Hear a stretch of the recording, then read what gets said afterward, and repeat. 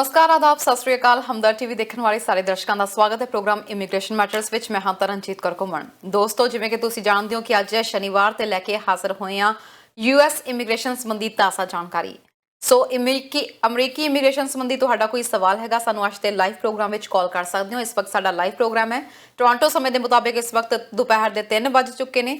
ਕੋਈ ਵੀ ਸਵਾਲ ਹੈਗਾ ਸਾਨੂੰ ਤੁਸੀਂ ਕਾਲ ਕਰ ਸਕਦੇ ਹੋ। ਯੂਐਸ ਇਮੀਗ੍ਰੇਸ਼ਨ ਦੇ ਬਾਰੇ ਵਿੱਚ ਅੱਜ ਅਸੀਂ ਗੱਲਬਾਤ ਕਰਾਂਗੇ ਜੋ ਨਵੇਂ ਚੇਂਜਸ ਆਏ ਨੇ ਤੇ ਯੂਐਸ ਇਮੀਗ੍ਰੇਸ਼ਨ ਦੇ ਵਿੱਚ ਆਉਣ ਵਾਲੇ ਸਮੇਂ ਦੇ ਵਿੱਚ ਅਸੀਂ ਗੱਲਬਾਤ ਕਰੀਏ ਕਿ ਹੁਣ ਥੋੜੀ ਢਿੱਲ ਦਿੱਤੀ ਜਾਏਗੀ ਜਾਂ ਨਿਯਮ ਹੋਰ ਸਖਤ ਕੀਤੇ ਜਾਣਗੇ। ਸੋ ਜਿਹੜਾ ਸਿਨੈਰੀਓ ਹੈਗਾ ਉਹਦੇ ਉੱਤੇ ਅਸੀਂ ਗੱਲਬਾਤ ਕਰਾਂਗੇ। ਤੁਹਾਡੇ ਸਵਾਲਾਂ ਦੇ ਜਵਾਬ ਦੇਣ ਲਈ ਤੇ ਯੂਐਸ ਇਮੀਗ੍ਰੇਸ਼ਨ ਸੰਬੰਧੀ ਤਾਜ਼ਾ ਜਾਣਕਾਰੀ ਦੇਣ ਲਈ ਸਾਡੇ ਨਾਲ ਜੁੜ ਚੁੱਕੇ ਨੇ ਜੀ ਅਟਾਰਨੀ ਐਟ ਲਾ ਮਿਸਟਰ ਜਸਪ੍ਰੀਤ ਸਿੰਘ। ਬਹੁਤ ਬਹੁਤ ਸਵਾਗਤ ਹੈ ਸਰ ਤੁਹਾਡਾ। ਹਾਂਜੀ ਸਤਿ ਸ਼੍ਰੀ ਅਕਾਲ ਜੀ ਸਾਰਿਆਂ ਨੂੰ। ਕੀ ਹਾਲ ਚਾਲ ਨੇ ਸਰ? ਬਸ ਠੀਕ ਠਾਕ ਹੈ ਜੀ। ਤੁਹਾਡੇ ਮੌਸਮ ਠੰਡਾ, ਸਾਡੇ ਅੱਜ ਕੈਲੀਫੋਰਨੀਆ 'ਚ ਗਰਮ ਹੈ ਤੇ ਉਸ ਹਿਸਾਬ ਨਾਲ ਮੈਂ ਜਿਵੇਂ ਤੁਹਾਨੂੰ ਪਹਿਲਾਂ ਕਹਿ ਹੀ ਰਹੀ ਸੀ ਨਾ ਪ੍ਰੋਗਰਾਮ ਸ਼ੁਰੂ ਹੋਣ ਤੋਂ ਪਹਿਲਾਂ ਕਿ ਬੇਈਮਾਨ ਹੋ ਜਾਂਦਾ ਇੱਥੇ ਮੌਸਮ, ਵੀਕਐਂਡ ਤੇ ਖਰਾਬ ਹੋ ਜਾਂਦਾ, ਅੱਜ ਵੀਕਡੇਜ਼ 'ਚ ਵਧੀਆ ਹੁੰਦਾ। ਇਹ ਮਹੀਨਾ ਇਦਾਂ ਹੀ ਚੱਲਦਾ ਜੀ। ਤੁਹਾਡੇ ਵੀ ਨਾਲੇ ਵੈਕਸੀਨੇਸ਼ਨ ਦਾ ਕੰਮ ਬਹੁਤ ਤੇਜ਼ ਹੋ ਰਿਹਾ ਵਾ। ਯੂਐਸ ਨੇ ਬੜੀ ਰਫ਼ਤਾਰ ਫੜੀ ਹੋਈ ਹੈ ਤੇ ਕਿਹਾ ਜਾ ਰਿਹਾ ਕਿ ਆਉਣ ਵਾਲੇ ਸਮੇਂ ਦੇ ਵਿੱਚ ਬੜੀ ਛੇਤੀ ਲਗਭਗ ਸਾਰਿਆਂ ਨੂੰ ਵੈਕਸੀਨੇਸ਼ਨ ਲੱਗ ਜਾਣੀ ਆ। ਤੁਹਾਡਾ ਤਜਰਬਾ ਕਿਵੇਂ ਦਾ ਰਿਹਾ ਵੈਕਸੀਨੇਸ਼ਨ ਦਾ? ਬਹੁਤ ਵਧੀਆ ਜੀ। ਇੱਥੇ ਜਿਹੜੀ ਵੈਕਸੀਨੇਸ਼ਨ ਆ ਕਾਫੀ ਜ਼ਿਆਦਾ ਹੋ ਰਹੀ ਆ ਤੇ ਇਹਨਾਂ ਨੇ ਮੇਰੇ ਖਿਆਲ 15 ਅਪ੍ਰੈਲ ਤੋਂ ਬਾਅਦ ਕੋਸ਼ਿਸ਼ ਕਰ ਰਹੇ ਆ ਵੀ ਜਿਹੜੇ ਵੀ 18 ਸਾਲ ਤੋਂ ਉੱਪਰ ਆ ਸਾਰਿਆਂ ਨੂੰ ਲੱਗ ਜਾਣੀ ਆ। ਤੇ ਫਾਈਜ਼ਰ ਲਵਾਈ ਆ ਮੈਂ, ਬਹੁਤ ਵਧੀਆ 2 ਡੋਜ਼ਸ 'ਚ ਲੱਗਦੀ ਆ। ਪਰ ਮੈਂ ਕਿਉਂਕਿ ਟਰੈਵਲਿੰਗ ਕਾਫੀ ਜ਼ਿਆਦਾ ਕਰਦਾ ਇਸ ਕਰਕੇ ਉਹਦੀ ਲੋੜ ਹੈਗੀ ਆ ਤੇ ਲਵਾਉਣੀ ਚਾਹੀਦੀ ਆ। ਕੋਈ ਆਫਟਰ ਇਫੈਕਟ ਵੈਸੇ ਲੋਕ ਕਈ ਦੱਸਦੇ ਆ ਵੀ ਉਹਨਾਂ ਨੂੰ ਬੁਖਾਰ ਜਾਂ ਕੋਈ ਜਿਹੜੀ ਹੈਗੀ ਸ਼ਿਵਰ ਵਗੈਰਾ ਹੁੰਦੇ, ਪਰ ਮੈਨੂੰ ਕੋਈ ਆਫਟਰ ਇਫੈਕਟ ਨਹੀਂ ਹੋਇਆ ਉਹਦਾ ਤੇ ਦੋਨੇ ਡੋਜ਼ ਠੀਕ ਰਹੇ ਆ ਤੇ ਬਾਕੀ ਸਾਰਿਆਂ ਨੂੰ ਲਵਾਉਣੀ ਚਾਹੀਦੀ ਹੈ ਕਿਉਂਕਿ ਇਹ ਤਾਂ ਬਿਮਾਰੀ ਖਤਰਨਾਕ ਹੈ। ਸੋ ਇਹਦੀ ਜਿੰਨੀ ਵੀ ਪ੍ਰੋਟੈਕਸ਼ਨ ਕੀਤੀ ਜਾ ਸਕੇ ਤੇ ਵੈਕਸੀਨ ਦੇ ਨਾਲ ਫਰਕ ਤਾਂ ਪੈਂਦਾ, ਖਾਸ ਕਰਕੇ ਜਿਹੜੇ ਬੰਦੇ ਲੋਕਾਂ ਦੇ ਕੰਟੈਕਟ 'ਚ ਆਉਂਦੇ ਆ ਉਹ ਜੇ ਲਵਾਉਣ ਤਾਂ ਉਹ ਚੰਗੀ ਗੱਲ ਆ। ਤੇ ਅਮਰੀਕਾ ਦੇ ਵਿੱਚ ਕਾਫੀ ਜ਼ਿਆਦਾ ਉਹਦਾ ਇਸ ਚੀਜ਼ ਦਾ ਮਤਲਬ ਹੁਣ ਹੈ ਵੈਕਸੀਨੇਸ਼ਨ। ਇਹਨਾਂ ਦੀ ਉਮੀਦ ਹੈਗੀ ਆ ਵੀ ਜਿਵੇਂ ਪਿੱਛੇ ਬਾਈਡਨ ਨੇ ਕਿਹਾ ਸੀ, ਪ੍ਰੈਜ਼ੀਡੈਂਟ ਬਾਈਡਨ ਨੇ ਵੀ 4 ਜੁਲਾਈ ਤੱਕ ਅਸੀਂ ਬਹੁਤ ਜ਼ਿਆਦਾ ਲੋਕਾਂ ਨੂੰ ਲਾ ਦੇਣੀ ਆ ਤਾਂ ਕਿ ਅਸੀਂ ਇੰਡੀਪੈਂਡੈਂਸ ਡੇ ਹੁੰਦਾ ਅਮਰੀਕਾ ਦਾ ਉਦੋਂ ਤੱਕ ਕਰੋਨਾ ਤੋਂ ਵੀ ਆਜ਼ਾਦੀ ਮਿਲ ਸਕੇ। ਤੇ ਇਹਨਾਂ ਨੇ ਕੋਸ਼ਿਸ਼ ਕਰ ਰਹੇ ਆ ਕਿ 15 ਅਪ੍ਰੈਲ ਤੋਂ ਬਾਅਦ ਜਾਂ 1 ਮਈ ਤੋਂ 18 ਸਾਲ ਤੋਂ ਉੱਪਰ ਸਾਰਿਆਂ ਲਈ ਖੋਲ ਦੇਣ।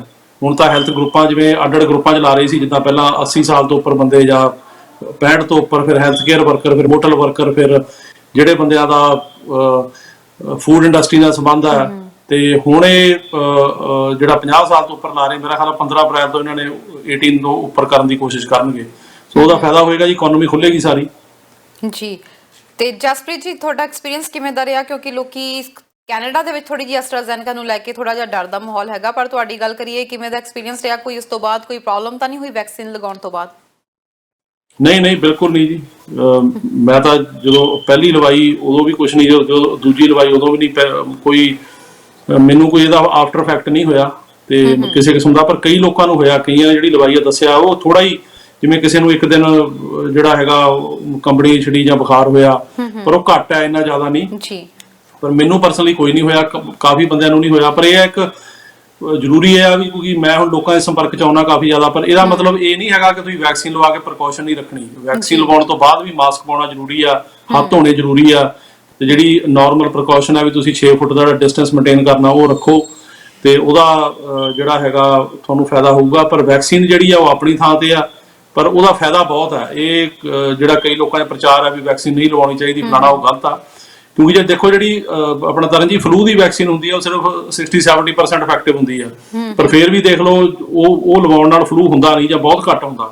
ਤੇ ਇਹ ਤਾਂ ਜਿਹੜੀ ਹੈਗੀ ਆ ਉਸ ਤੋਂ ਜ਼ਿਆਦਾ ਕਿਤੇ ਜ਼ਿਆਦਾ ਇਫੈਕਟਿਵ ਆ। ਤਾਂ ਇਹ ਜਿਹੜੀ ਲਵਾਉਣੀ ਚਾਹੀਦੀ, ਇਹਦਾ ਜਿਹੜਾ ਕਾਫੀ ਜ਼ਿਆਦਾ ਮਤਲਬ ਫਾਇਦਾ ਆ ਜਿਹਨੂੰ ਜੋ ਵੀ ਮਿਲਦੀ ਆ। ਵੈਸੇ ਲੋਕਾਂ ਨੂੰ ਡਾਊਟ ਹੈਗੇ ਐਸਟਰਾਜ਼ੈਨੇਕਾ ਦੇ ਵੀ ਹੈਗੇ, ਇੱਥੇ ਹੁਣ ਇੱਕ Johnson and Johnson the we dose ਸ਼ੁਰੂ ਹੋਈ ਆ। ਉਹ ਮਤਲਬ ਇੱਕੋ ਹੀ ਟੀਕਾ ਲੱਗਦਾ, ਫਾਈਜ਼ਰ ਤੇ ਮੋਡਰਨਾ ਦੇ 2 ਲੱਗਦੇ ਆ ਪਰ ਉਹਦਾ ਇੱਕੋ ਹੀ ਆ। ਉਹ ਵੀ ਕਾਫੀ ਲੋਕਾਂ ਨੇ ਲਵਾਈ ਆ, ਉਹਦੀ ਇਹਨਾਂ ਨੂੰ ਘੱਟ ਆ, ਉਹਦੀ ਵੀ 70% ਹੈਗੀ ਆ, ਪਰ ਨਾ ਲਵਾਉਣ ਨਾਲ ਚੰਗੀ ਹੈ ਜੀ।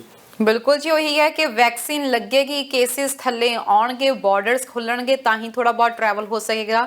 ਜੋ ਇਸ ਵਕਤ ਟਰੈਵਲ ਰਿਸਟ੍ਰਿਕਸ਼ਨਸ ਚੱਲਦੀਆਂ ਨੇ ਇਹਨਾਂ ਵਿੱਚ ਥੋੜੀ ਜੀ ਈਜ਼ ਹੋ ਸਕੇਗੀ। ਇਮੀਗ੍ਰੇਸ਼ਨ ਦਾ ਕੰਮ ਵੀ ਤੇਜ਼ੀ ਨਾਲ ਰਫ਼ਤਾਰ ਫੜੇਗਾ। ਇਹਦੇ ਬਾਰੇ ਗੱਲਬਾਤ ਕਰਾਂਗੇ ਆਪਾਂ। ਹੁਣ ਟੌਪਿਕ ਦੇ ਉੱਤੇ ਆਈਏ, ਯੂਐਸ ਇਮੀਗ੍ਰੇਸ਼ਨ ਦੇ ਬਾਰੇ ਵਿੱਚ ਅੱਜ ਅਸੀਂ ਜੀ ਪ੍ਰੋਗਰਾਮ ਕਰ ਰਹੇ ਹਾਂ। ਇਸ ਵਕਤ ਲਾਈਵ ਪ੍ਰੋਗਰਾਮ ਹੈਗਾ ਟੋਰਾਂਟੋ ਸਮੇਂ ਦੇ ਮੁਤਾਬਿਕ ਸ਼ਨੀਵਾਰ ਦੇ ਇਸ ਵਕਤ 3:15 ਹੋ ਚੁੱਕੇ ਨੇ। ਕੋਈ ਵੀ ਸਵਾਲ ਹੈਗਾ ਸਾਨੂੰ US ਇਮੀਗ੍ਰੇਸ਼ਨ ਦੇ ਬਾਰੇ ਵਿੱਚ ਤਾਂ ਤੁਸੀਂ ਸਾਨੂੰ ਲਾਈਵ ਪ੍ਰੋਗਰਾਮ 'ਚ ਕਾਲ ਕਰ ਸਕਦੇ ਹੋ। ਜਸਪ੍ਰੀਤ ਜੀ, ਬੀਤੇ ਦਿਨੀ ਆਪਾਂ ਗੱਲਬਾਤ ਕੀਤੀ ਸੀ ਜਿਹੜਾ ਕਿ ਲੋਅਰ ਹਾਊਸ ਦੇ ਵਿੱਚ ਅਸੀਂ ਗੱਲ ਕਰੀਏ ਤਾਂ ਬਿੱਲ 2 ਪਾਸ ਹੋਏ ਸੀ। ਉਸ ਤੋਂ ਬਾਅਦ ਹੁਣ ਕੀ ਅੱਗੇ ਆਪਾਂ ਸੋਚ ਰਹੇ ਸੀ ਕਿ ਸੈਨੇਟ ਵਿੱਚ ਇਹ ਕਿਸ ਤਰੀਕੇ ਨਾਲ ਪਾਸ ਹੋਏਗਾ, ਕੀ ਇਹਦੇ ਵਿੱਚ ਪਰੇਸ਼ਾਨੀਆਂ ਆ ਸਕਦੀਆਂ ਨੇ। ਇਸ ਵੇਲੇ US ਇਮੀਗ੍ਰੇਸ਼ਨ ਦੇ ਵਿੱਚ ਦੇਖੀਏ ਤਾਂ ਕੀ ਨਵੀਂ ਅਪਡੇਸ਼ਨ ਆਈ ਹੈ? ਦੇਖੋ, ਇਸ ਤਰ੍ਹਾਂ ਹੈਗਾ ਕਿ ਲੋਅਰ ਹਾਊਸ ਦੇ ਵਿੱਚੋਂ ਬਿੱਲ ਜਿਹੜੇ ਹੈਗੇ 2 ਬਿੱਲ ਪਾਸ ਹੋਏ ਸੀ। ਇੱਕ ਤਾਂ ਸੀਗਾ ਜਿਹੜੇ ਬੱਚੇ ਇੱਥੇ 18 ਸਾਲ ਤੋਂ ਘੱਟ ਆਏ ਉਹਨਾਂ ਲਈ, ਤੇ ਇੱਕ ਸੀ ਜਿਹੜੇ ਜ਼ਿਆਦਾ ਉਮਰ ਦੇ ਮਤਲਬ ਐਗਰੀਕਲਚਰ ਵਰਕਰ ਨੇ। ਸੋ ਉਹ ਦੋਨੇ ਬਿੱਲ ਜਿਹੜੇ ਆ ਹਾਊਸ ਨੇ ਪਾਸ ਕੀਤੇ, ਸੈਨੇਟ ਕੋਲ ਚਲੇ ਗਏ। ਹੁਣ ਸੈਨੇਟ ਦੇ ਵਿੱਚ ਜਿਹੜੀ ਸਾਨੂੰ ਰਿਪੋਰਟਿੰਗ ਆਈ ਆ ਉਹ ਹੈਗੀ ਆ ਵੀ ਬੁੱਧਵਾਰ ਵਾਲੇ ਦਿਨ ਬਾਈ ਪਾਰਟੀਜ਼ਨ ਮੀਟਿੰਗ ਹੋਈ ਆ, ਜਿਹਦੇ ਵਿੱਚ ਕਿ ਡਿਕ ਡਰਬਨ ਜਿਹੜੇ ਕਿ ਸੈਨੇਟ ਦੀ ਜੁਡੀਸ਼ਰੀ ਕਮੇਟੀ ਦੇ ਚੇਅਰਮੈਨ ਨੇ, ਉਹਨਾਂ ਨੇ ਮੀਟਿੰਗ ਬੁਲਾਈ, ਡੈਮੋਕ੍ਰੈਟ ਨੇ, ਤੇ ਦੋਨਾਂ ਪਾਰਟੀਆਂ ਦੇ ਰਿਪਬਲਿਕਨ ਤੇ ਡੈਮੋਕ੍ਰੈਟਿਕ ਪਾਰਟੀ ਦੇ ਸੈਨੇਟਰ ਜਿਹੜੇ ਆ ਉਹ ਇਹਦੇ 'ਚ ਸ਼ਾਮਲ ਹੋਏ ਤੇ ਉਹਨਾਂ ਨੇ ਜਿਹੜੀ ਗੱਲਬਾਤ ਆ ਉਹ ਮਤਲਬ ਇਹਦੇ ਬਾਰੇ ਕੀਤੀ ਆ। ਤੇ ਡਿਕ ਡਰਬਨ ਨੇ ਕਿਹਾ ਵੀ ਗੱਲਬਾਤ ਬਹੁਤ ਵਧੀਆ ਰਹੀ ਆ ਤੇ ਸੈਂਟਰ ਚਾਹੁੰਦੇ ਆ ਕਿ ਇਹ ਗੱਲ ਜਿਹੜੀ ਆ ਉਹ ਅੱਗੇ ਤੁਰੇ। ਥੋੜਾ ਜਿਹਾ ਕੰਸਰਨ ਜਿਹੜਾ ਹੈਗਾ ਉਹ ਇਹ ਆ ਉਹਨਾਂ ਨੂੰ ਕਿ ਜਿਹੜੀ ਬਾਰਡਰ ਤੇ ਹੁਣ ਬਹੁਤ ਜ਼ਿਆਦਾ ਲੋਕ ਆ ਗਏ, ਖਾਸ ਕਰਕੇ ਬੱਚੇ ਜਿਹੜੇ 18 ਸਾਲ ਤੋਂ ਘੱਟ ਆ ਉਹ ਬਹੁਤ ਜ਼ਿਆਦਾ ਇੱਕਦਮ ਆ ਗਿਆ, ਜਿਹਦੇ ਕਰਕੇ ਕਿ ਪ੍ਰੈਜ਼ੀਡੈਂਟ ਬਾਈਡਨ ਨੇ, ਜਿਹੜੇ ਵਾਈਸ ਪ੍ਰੈਜ਼ੀਡੈਂਟ ਨੇ ਕਮਲਾ ਹੈਰਿਸ, ਉਹਨਾਂ ਦੀ ਅੰਡਰ ਇੱਕ ਕਮੇਟੀ ਬਣਾਈ ਹੈ ਜਾਂ ਉਹਨਾਂ ਦੀ ਡਿਊਟੀ ਲਾਈ ਹੈ ਕਿ ਉਹ ਜਾ ਕੇ ਇਹਨੂੰ ਐਡਰੈਸ ਕਰਨ ਸਿਚੁਏਸ਼ਨ ਨੂੰ, ਜਿਹੜੇ ਮੁਲਕਾਂ ਤੋਂ ਆਉਂਦੇ ਆ ਉਹਨਾਂ ਦੇ ਮੁਲਕਾਂ ਦੇ ਜਿਹੜੇ ਲੀਡਰਾਂ ਨਾਲ ਗੱਲ ਕਰਨ। ਜਿਹੜੀ ਤੁਸੀਂ ਕਮੇਟੀ ਦੀ ਗੱਲ ਕਰ ਰਹੇ ਹੋ, ਕਿਉਂ ਕਮੇਟੀ ਬਣਾਈ ਗਈ ਹੈ, ਇਹਦੇ ਬਾਰੇ ਗੱਲ ਕਰਾਂਗੇ। ਇੱਕ ਦਰਸ਼ਕ ਸਾਡੇ ਨਾਲ ਜੁੜ ਗਏ ਨੇ, ਅਸੀਂ ਮੁਆਫੀ ਚਾਹਾਂਗੇ ਜੀ, ਉਹਨਾਂ ਨੇ ਸ਼ਾਇਦ ਫੋਨ ਡਿਸਕਨੈਕਟ ਕਰ ਦਿੱਤਾ ਹੈ। ਤੁਸੀਂ ਦੁਬਾਰਾ ਕਾਲ ਕਰ ਸਕਦੇ ਹੋ ਜੀ ਪ੍ਰੋਗਰਾਮ ਦੇ ਵਿੱਚ। ਇਸ ਵਕਤ ਲਾਈਵ ਪ੍ਰੋਗਰਾਮ ਹੈ ਇਮੀਗ੍ਰੇਸ਼ਨ ਮੈਟਰਸ। ਜੀ ਸਰ, ਤੁਸੀਂ ਦੱਸ ਰਹੇ ਸੀ ਕਮਲਾ ਹੈਰਿਸ ਦੀ ਪ੍ਰਧਾਨਗੀ ਦੇ ਵਿੱਚ ਕਮੇਟੀ ਬਣਾਈ ਗਈ ਹੈ। ਹਾਂਜੀ, ਉਹ ਜਿਹੜੀ ਕਮੇਟੀ ਆ ਉਹ ਬੇਸਿਕਲੀ ਜਿਹੜੀ ਆ ਉਹ ਡੀਲ ਕਰੇਗੀ ਇਹਦੇ ਨਾਲ ਕਿ ਜਿਹੜੇ ਬੰਦੇ ਉੱਥੋਂ ਆਉਂਦੇ ਨੇ ਇਹਨਾਂ ਮੁਲਕਾਂ 'ਚੋਂ, ਖਾਸ ਕਰਕੇ ਜਿਹੜੇ ਸੈਂਟਰਲ ਅਮਰੀਕਾ ਦੇ ਮੁਲਕ ਨੇ, ਉਹਨਾਂ ਨਾਲ ਉਹਨਾਂ ਦੀ ਜਿਹੜੀਆਂ ਸਰਕਾਰਾਂ ਨਾਲ ਗੱਲ ਕਰੇਗੀ ਤੇ ਐਡਰੈਸ ਕਰੇਗੀ ਇਸ਼ੂ ਕਿ ਬਾਰਡਰ ਤੇ ਜਿਹੜੇ ਇੰਨੇ ਜ਼ਿਆਦਾ ਬੱਚੇ ਆ ਰਹੇ ਆ, ਖਾਸ ਕਰਕੇ 18 ਸਾਲ ਤੋਂ ਘੱਟ ਉਮਰ ਦੇ, ਕਿਉਂ ਆ ਰਹੇ ਆ, ਉਹਦਾ ਕੋਈ ਨਾ ਕੋਈ ਹੱਲ ਹੋਵੇ। ਕਿਉਂਕਿ ਇਹ ਬੜੀ ਸੀਰੀਅਸ ਪ੍ਰੋਬਲਮ ਹੈ ਜਿਹਦੀ ਖਾਸ ਕਰਕੇ ਜਿਹੜੇ ਰਿਪਬਲਿਕਨ ਪਾਰਟੀ ਦੇ ਲੀਡਰ ਕਾਫੀ ਜ਼ਿਆਦਾ ਇਸ ਬਾਰੇ ਚਿੰਤਤ ਨੇ। ਉਹ ਕਹਿ ਰਹੇ ਆ ਕਿ ਬਾਰਡਰ ਤੇ ਜਿਹੜੀ ਸਿਚੁਏਸ਼ਨ ਹੈਗੀ ਆ ਉਹ ਕਾਫੀ ਜ਼ਿਆਦਾ ਜਿਹੜੀ ਹੈਗੀ ਆ ਅੱਗੇ ਨਾਲੋਂ ਖਰਾਬ ਹੋ ਗਈ, ਕਿਉਂਕਿ ਬਹੁਤ ਜ਼ਿਆਦਾ ਲੋਕ ਇੱਕਦਮ ਆ ਗਏ। ਲੋਕਾਂ 'ਚ ਇਹ ਇੰਪ੍ਰੈਸ਼ਨ ਹੋ ਗਿਆ ਕਿ ਬਾਈਡਨ ਐਡਮਿਨਿਸਟ੍ਰੇਸ਼ਨ ਨੇ ਜਿਹੜੀਆਂ ਰਿਸਟ੍ਰਿਕਸ਼ਨ ਖਤਮ ਕਰਤੀਆਂ, ਬਾਰਡਰ ਖੁੱਲ ਗਿਆ ਇੱਦਾਂ ਦਾ, ਜੋ ਕਿ ਇੱਦਾਂ ਦੀ ਗੱਲ ਨਹੀਂ ਹੈਗੀ।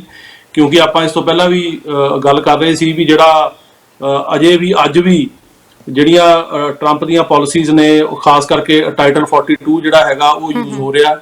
ਉਹਦਾ ਮਤਲਬ ਇਹ ਹੈਗਾ ਕਿ ਜਿਹੜੀ ਹੈਲਥ ਰੀਜ਼ਨਸ ਹੁੰਦੇ ਨੇ ਉਹਦੇ ਕਰਕੇ ਕਿਸੇ ਦੀ ਐਂਟਰੀ ਰਿਫਿਊਜ਼ ਕੀਤੀ ਜਾ ਸਕਦੀ ਆ। ਇਹ ਪਹਿਲਾਂ ਟਰੰਪ ਐਡਮਿਨਿਸਟ੍ਰੇਸ਼ਨ ਯੂਜ਼ ਕਰਦੀ ਰਹੀ ਹੈ ਕਰੋਨਾ ਕਰਕੇ, ਬਾਰਡਰ ਨੂੰ ਬੰਦ ਕਰਨ ਲਈ, ਕਿ ਕਰੋਨਾ ਵਾਇਰਸ ਕਰਕੇ ਬਾਰਡਰ ਬੰਦ ਕਰ ਦਿਓ ਵੀ ਲੋਕੀ ਆਉਣਗੇ ਤਾਂ ਜ਼ਿਆਦਾ ਫੈਲੇਗਾ। ਉਹੀ ਜਿਹੜੀ ਟਾਈਟਲ 42 ਹੈਗਾ ਉਹ CFR ਦਾ ਜਿਹੜਾ ਕੋਡ ਆਫ ਫੈਡਰਲ ਰੈਗੂਲੇਸ਼ਨ ਦਾ, ਉਹਨੂੰ ਬਾਈਡਨ ਐਡਮਿਨਿਸਟ੍ਰੇਸ਼ਨ ਵੀ ਯੂਜ਼ ਕਰ ਰਹੀ ਆ ਕਿ ਹੁਣ ਕਰੋਨਾ ਦੀ ਮਹਾਮਾਰੀ ਇਸ ਕਰਕੇ ਘੱਟ ਬੰਦੇ ਆਉਣ, ਉਹ ਸੇਮ ਯੂਜ਼ ਕੀਤਾ ਜਾ ਰਿਹਾ। ਗੱਲ ਕਰਾਂਗੇ। ਇੱਕ ਦਰਸ਼ਕ ਪਹਿਲਾਂ ਜੁੜ ਗਏ ਨੇ, ਉਹਨਾਂ ਦਾ ਸਵਾਲ ਲੈ ਲਈਏ। ਸਤਿ ਸ਼੍ਰੀ ਅਕਾਲ ਜੀ, ਕਿੱਥੋਂ ਬੋਲ ਰਹੇ ਹੋ? ਹੈਲੋ, ਮੈਂ ਜੀ ਬੋਲ ਰਿਹਾ ਵਰਜੀਨੀਆ ਤੋਂ। ਸਰ ਇੱਕ ਵਾਰੀ ਪਲੀਜ਼ ਟੀਵੀ ਦੀ ਆਵਾਜ਼ ਘੱਟ ਕਰ ਲਿਓ ਥੋੜੀ ਜੀ, ਤੁਹਾਡੀ ਆਵਾਜ਼ ਥੋੜੀ ਹੌਲੀ ਆ ਰਹੀ ਹੈ ਜੀ। ਦੱਸੋ ਕੀ ਸਵਾਲ ਹੈ ਤੁਹਾਡਾ? ਹਾਂ, ਮੇਰਾ ਇੱਕੋ ਹੀ ਕੁਐਸਚਨ ਹੈ ਜੀ, ਜਿਹੜਾ ਫੈਮਿਲੀ ਸਪਾਂਸਰਡ ਗ੍ਰੀਨ ਕਾਰਡ ਸੀ, ਕਹਿੰਦੇ ਸੀ ਉਹ ਜਲਦੀ ਅਪਲਾਈ ਜਾ ਸਕਦੇ ਨੇ ਟੈਂਪਰੇਰੀ ਵੀਜ਼ੇ ਦੇ ਉੱਤੇ, ਇਹਦਾ ਕੇਸ ਦਾ ਕੀ ਫੈਸਲਾ ਹੋਇਆ? 1 ਮਿੰਟ ਲਈ ਤੁਸੀਂ ਹੋਲਡ ਕਰਿਓ। ਜਸਪ੍ਰੀਤ ਜੀ, ਸਵਾਲ ਸਮਝ ਆ ਗਿਆ ਤੁਹਾਨੂੰ? ਹਾਂਜੀ ਆ ਗਿਆ, ਆਪਾਂ ਜਵਾਬ ਦੇ ਦਿੰਦੇ ਜੀ ਟੀਵੀ ਸਕਰੀਨ ਤੇ ਆਨਸਰ ਸੁਣ ਸਕਦੇ ਹੋ ਜੀ। ਮੈਂ ਰਿਪੀਟ ਕਰ ਦਿੰਦਾ। ਇੱਕ ਨਿਊਜ਼ ਆਈ ਸੀ ਕਿਹੜੇ ਫੈਮਿਲੀ ਸਪਾਂਸਰਡ ਕੇਸਿਸ ਨੇ, ਅਪਰੂਵਡ ਕੇਸਿਸ ਨੇ ਫਾਰ ਗ੍ਰੀਨ ਕਾਰਡ, ਉਹਨਾਂ ਨੂੰ ਟੈਂਪਰੇਰੀ ਇੱਥੇ ਬੁਲਾਇਆ ਜਾ ਸਕਦਾ।